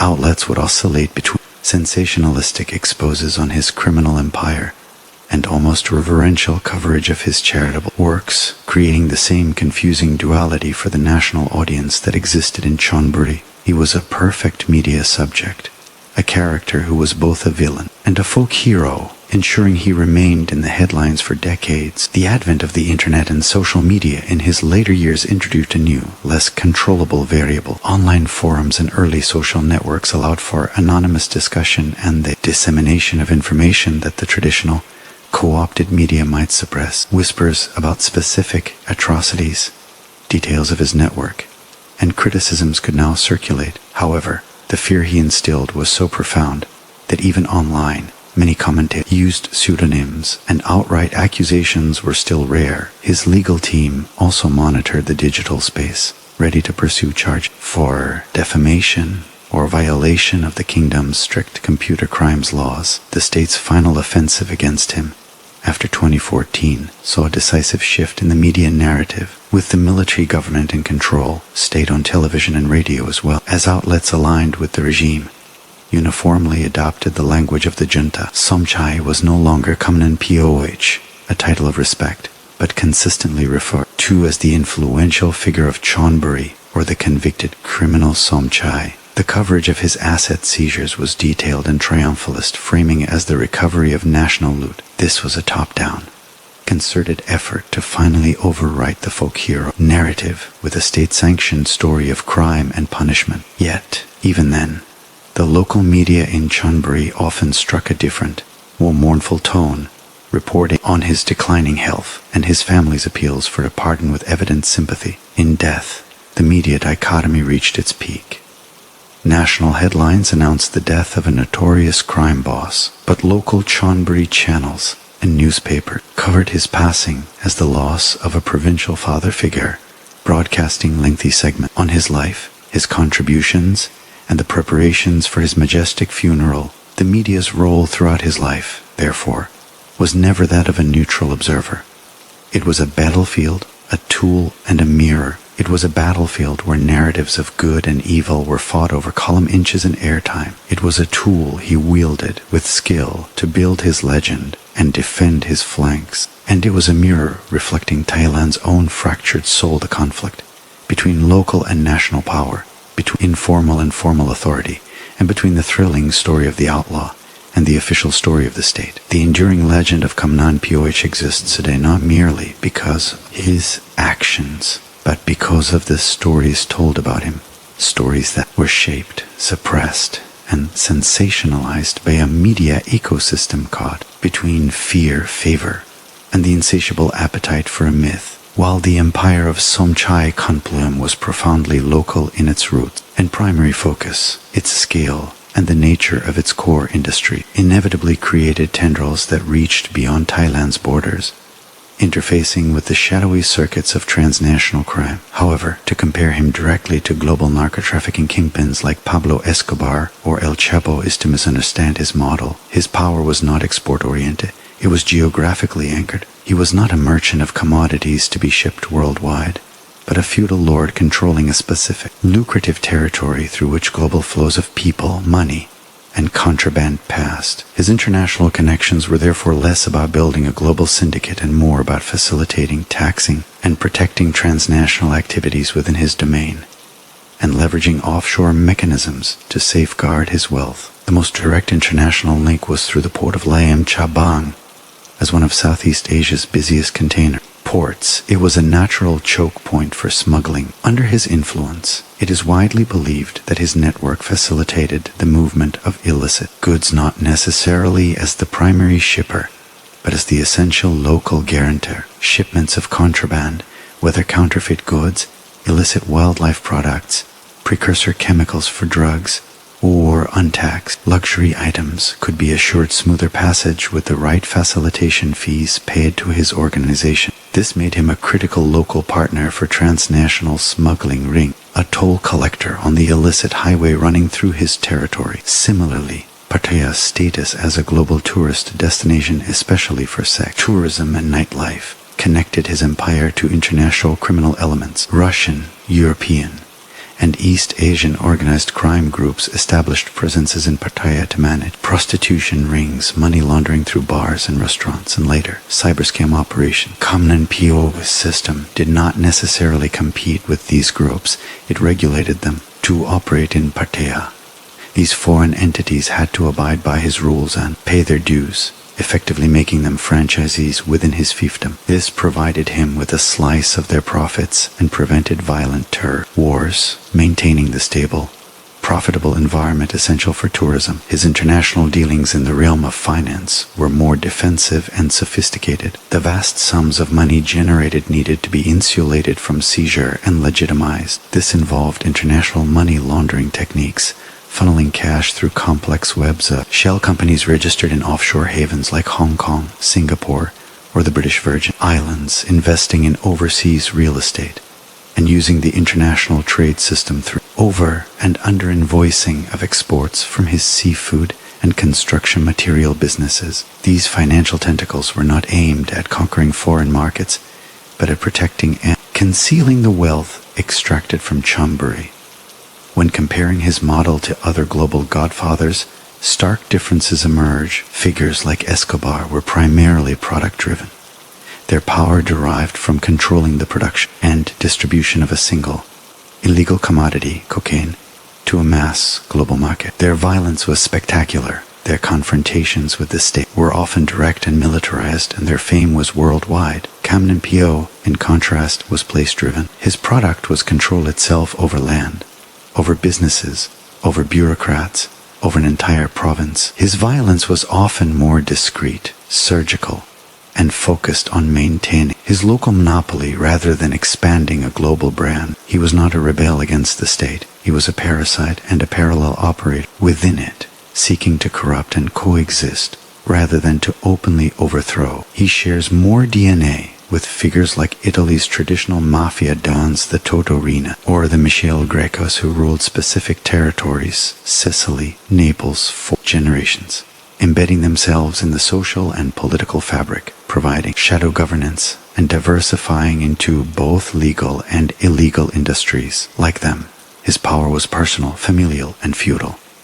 He also bears resemblance to certain Japanese Yakuza Oyabun or Hong Kong triad leaders of the late 20th century, who operated vast conglomerates with both legitimate and criminal arms and maintained complex, ambiguous relationships with political authorities. However, the Thai context of weak central institutions, pervasive patronage politics, and the cultural acceptance of the Fuyai big man system provided a uniquely fertile ground for his particular brand of localized total control. He was arguably more successful than many of his global counterparts in achieving political integration, with his wife and son holding high office even as he directed a criminal empire, a level of political penetration that eluded most Colombian or Mexican cartel leaders. His death, too, differed from the violent ends of many global godfathers. He died in state custody of natural causes after a long life, having seen his son become a government minister, a conclusion that speaks to his strategy of entanglement rather than all-out war. The international lesson of Kamnan Poh is thus distinct. He represents the stationary bandit model of organized crime, as termed by economists, a criminal who finds it more profitable to monopolize crime in a fixed area, providing a perverse form of order and even public goods, because it stabilizes his long-term extraction. His story warns that in an era of globalization, the most enduring criminal threat may not always be the flashy, border-spanning cartels, but the deeply rooted local syndicates that become part of the infrastructure of a place, manipulate global flows for their benefit, while keeping their power base intensely local. His empire was a black hole. Its gravitational pull was strongest at the center, in Chonburi, distorting everything around it. But its event horizon did not extend to dominate the world. Instead, it showed how a local godfather could become a fixed, powerful node in the global network of illicit trade and finance, proving that in the geography of crime, controlling a critical port or a world-famous tourist destination can be as valuable as controlling a drug route. The ultimate apprehension and dismantling of Somchai Khunpluem's empire required a fundamental evolution in tactical and strategic thinking from Thai law enforcement and the state, a shift from conventional crime fighting to a holistic, institutionally independent, and politically insulated form of siege warfare against his entire ecosystem. For decades, previous efforts had failed not due to a lack of evidence or willpower from individual officers, but because they operated within the very system he had corrupted. The traditional approach was reactive and localized. Police would respond to specific crimes, a murder, an act of intimidation, a gambling den raid, and attempt to build a case. This played directly into his strengths. Witnesses would recant out of fear. Evidence would mysteriously disappear from police evidence rooms. Investigating officers would be transferred to inactive posts or offered bribes they dared not refuse. The local prosecutors and judges, operating within his sphere of influence, would dismiss cases or deliver light sentences. The system was like an immune system attacking a parasite that had already rewritten its code. Every defensive mechanism was co-opted. The first breakthrough came with the creation of independent national agencies with broad mandates and direct reporting lines that bypassed the provincial power structure. The National Counter-Corruption Commission, NCC, established by the 1997 Constitution, was a game changer. It was not a police force. It was an investigative body focused on the abuse of power and unusual wealth. By targeting his assets, the bedrock of his influence, rather than his violent acts, they attacked a vulnerability he had not fully shielded. His wealth was immense, and by its nature left a paper trail. The NCC's forensic accountants were not dissuaded by local intimidation. They worked from Bangkok, methodically tracing land deeds, corporate holdings, and financial transfers. Their 2000 conviction for unusual wealth was the first legal crack in his armor, because it was fought on a battlefield of documents, not terrified witnesses, and it came from an entity he could not easily bribe or threaten. The second critical evolution was the deployment of a centralized, specialized police unit with unwavering leadership. Police Lieutenant General Pongpat Chayapan and his crime suppression division. Pongpat's strategy was one of relentless, patient pressure and isolation. He did not initially aim for a single dramatic arrest of the Godfather, knowing it was impossible. Instead, he began systematically dismantling the outer layers of the organization. His units, comprised of officers from outside Chonburi, would conduct raids on illegal business, casinos, lottery operations, drug networks that were the empire's financial tributaries. Each raid served multiple purposes. It disrupted cash flow, it gathered intelligence from seized documents, and arrested low-level operatives. And it sent a psychological message that the rules were changing. Crucially, Pongpat focused on flipping these mid-level operatives, offering them witness protection and reduced sentences in exchange for testimony that could link operations directly to the Khunpluem command. This was a high-risk tactic, as protecting these witnesses from the organization's reach required immense resources and secrecy. But it was essential for building a larger conspiracy case. Another key tactic was the bypassing of traditional communication and evidence-gathering methods. Pongpat's team made extensive use of electronic surveillance, court-approved wiretaps on phones used by Somchai's family and key lieutenants. This provided real-time intelligence on their movements, plans, and corruption networks, allowing for preemptive strike and preventing the family from using their usual methods of witness intimidation once an investigation was sensed. Perhaps the most important factor, however, was political will and timing. For most of Somchai's career, he enjoyed protection from powerful political patrons in Bangkok, whom he supported with bloc votes from Chonburi. Law enforcement efforts would be stifled at the ministerial or parliamentary level. The change came with the 2014 military coup. The National Council for Peace and Order, NCPO, had no electoral constituency to please and viewed entrenched provincial power networks like the Khunpluem dynasty as direct threats to their centralized authority and their reform agenda. The NCPO provided the political air cover that previous governments had withheld. They empowered agencies like the Anti-Money Laundering Office, AMLO, to pursue asset forfeiture with unprecedented aggression. They allowed for the use of absolute power under Article 44 of the interim constitution to free assets and pursue cases like the land fraud accusation against Sontaya that had languished for years. The military government created an environment where the usual political interference was impossible. The bureaucratic and judicial machinery, sensing the shift in wind, became more compliant with the investigation. The final tactical masterstroke was one of patience and surveillance, leading to a critical mistake. After years of using medical bail to avoid prison, following his 2000 conviction, Somchai and his family grew complacent. Police intelligence, through relentless physical and electronic surveillance, monitored his safe houses. In June 2013, they identified a period where he was staying at a discreet Bangkok residence, not a hospital. Violating the spirit of his bail, Pongpat's team moved swiftly, apprehending him without violence. This time, the courts, under growing public and political pressure to end the saga, denied bail. The tactic was simple yet profound.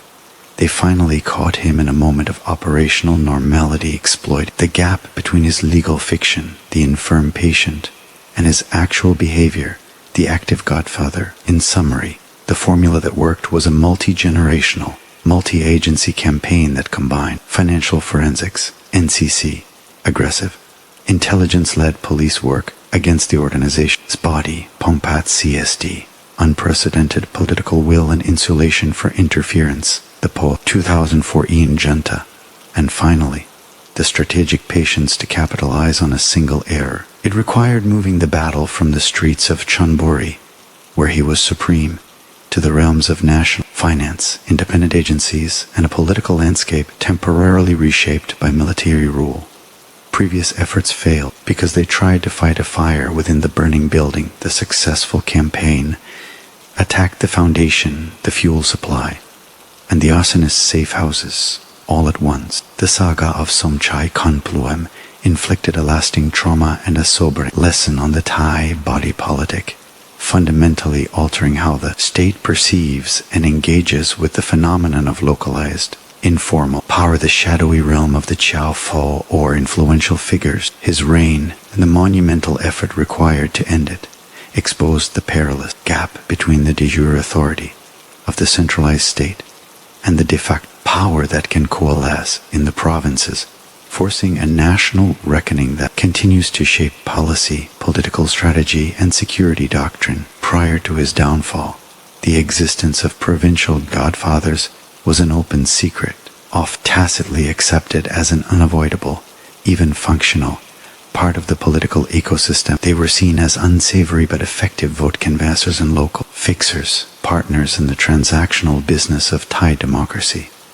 Kamnan Poh shattered that comfortable ambiguity. He demonstrated that a Chow Pho could evolve beyond being a mere political tool for Bangkok elites into a sovereign power in his own right, commanding a province so completely that he could defy the national police, corrupt the judiciary, and place his family in the highest councils of government. His case proved that such localized power, left unchecked, could metastasize into a direct competitor to state sovereignty. This realization has had several profound consequences. First, it led to a sustained, if uneven, institutional crusade against influence as a criminal category itself. The term itafan, influence, became a central focus of law enforcement and legal reform. Laws were strengthened to target not just specific crimes like murder or extortion, but the overarching structure of being influential fier who commands a territory through fear.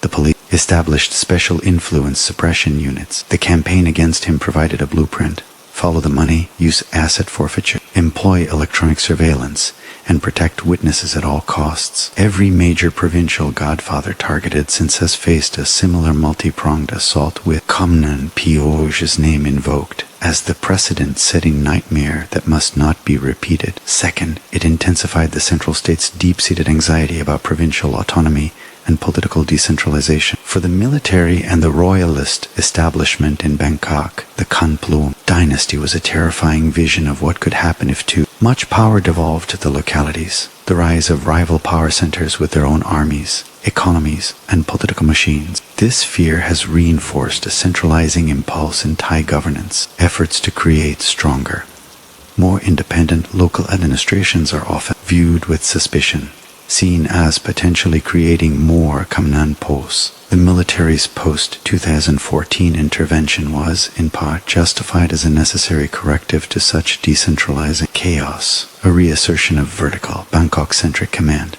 to sweep away corrupt horizontal networks. This creates a tragic paradox.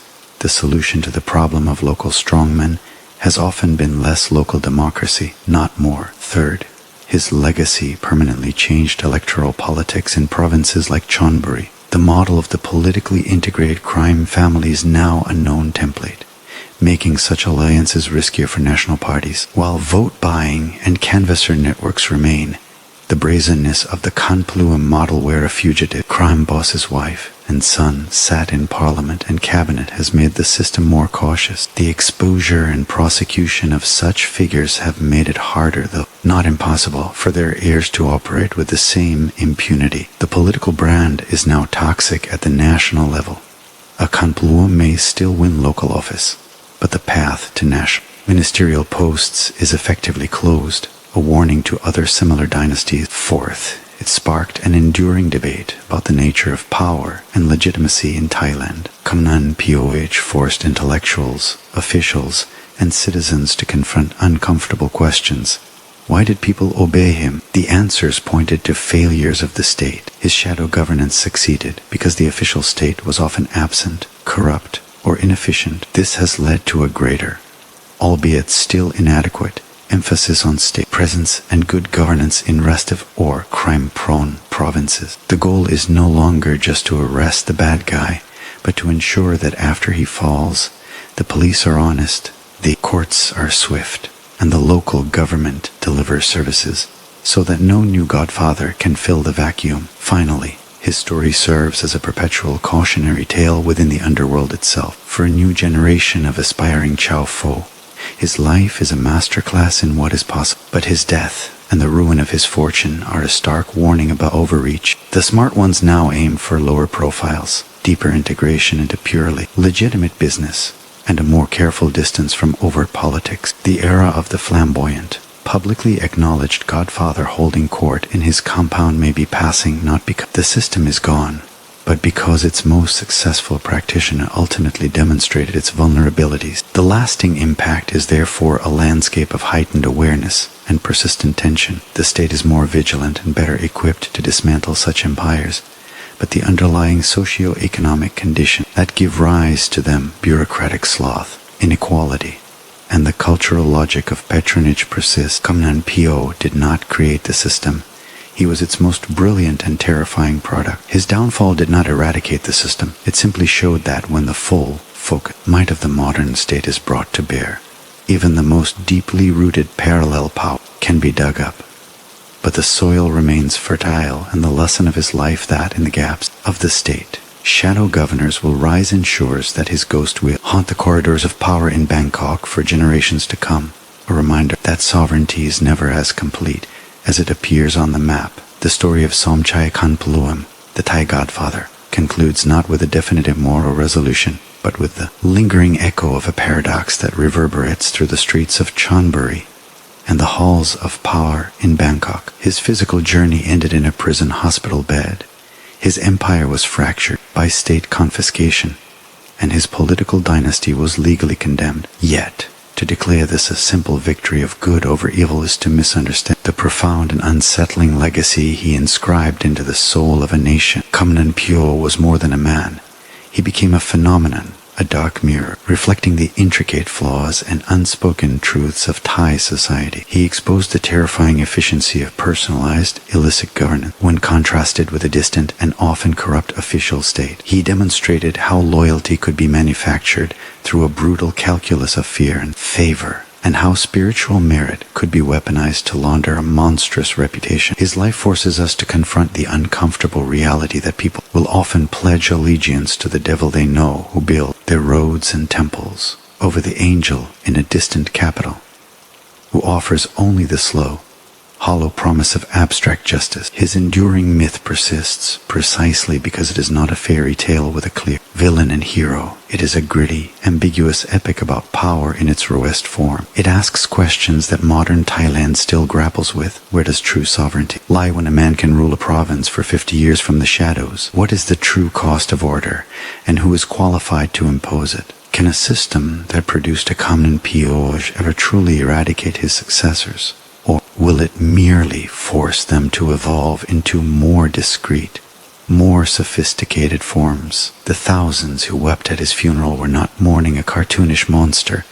They were mourning a foundational piece of their world, a force of nature who shaped their landscape and their lives, for better and for infinitely worse. His story is a testament to the fact that the most durable power is not that which is imposed from above by law, but that which grows from below, entwining itself with the daily needs, fears, and aspirations of a community until it becomes indistinguishable from the soil itself. The state may have felled the giant, but the roots of his influence, the patronage networks, the culture of impunity, the deep-seated distrust of central authority remain woven into the earth of Chonburi. New shoots may yet emerge, perhaps in different forms, as long as the conditions that nurtured him persist. For us, the audience observing from afar, the tale of the Thai Godfather is not merely a thrilling crime saga from a foreign land. It is a universal case study in the anatomy of power. It shows us that crime, when scaled to an institutional level, ceases to be a mere act of deviance and becomes an alternative system of governance. It reminds us that the line between a warlord and a governor, a gangster, a benefactor, is often drawn not by morality, but by success and longevity. His life challenges us to look beyond the headlines of any strong man anywhere in the world and ask, what need does he feel? What failure of the legitimate system does his existence reveal? The story of Somchai Khunpluem is ultimately a cautionary tale for any society where the institution of law, justice, and equitable development are weak, distant, or perceived as unjust. It warns that into that vacuum a shadow will always step, and that shadow can, over time, harden into a throne.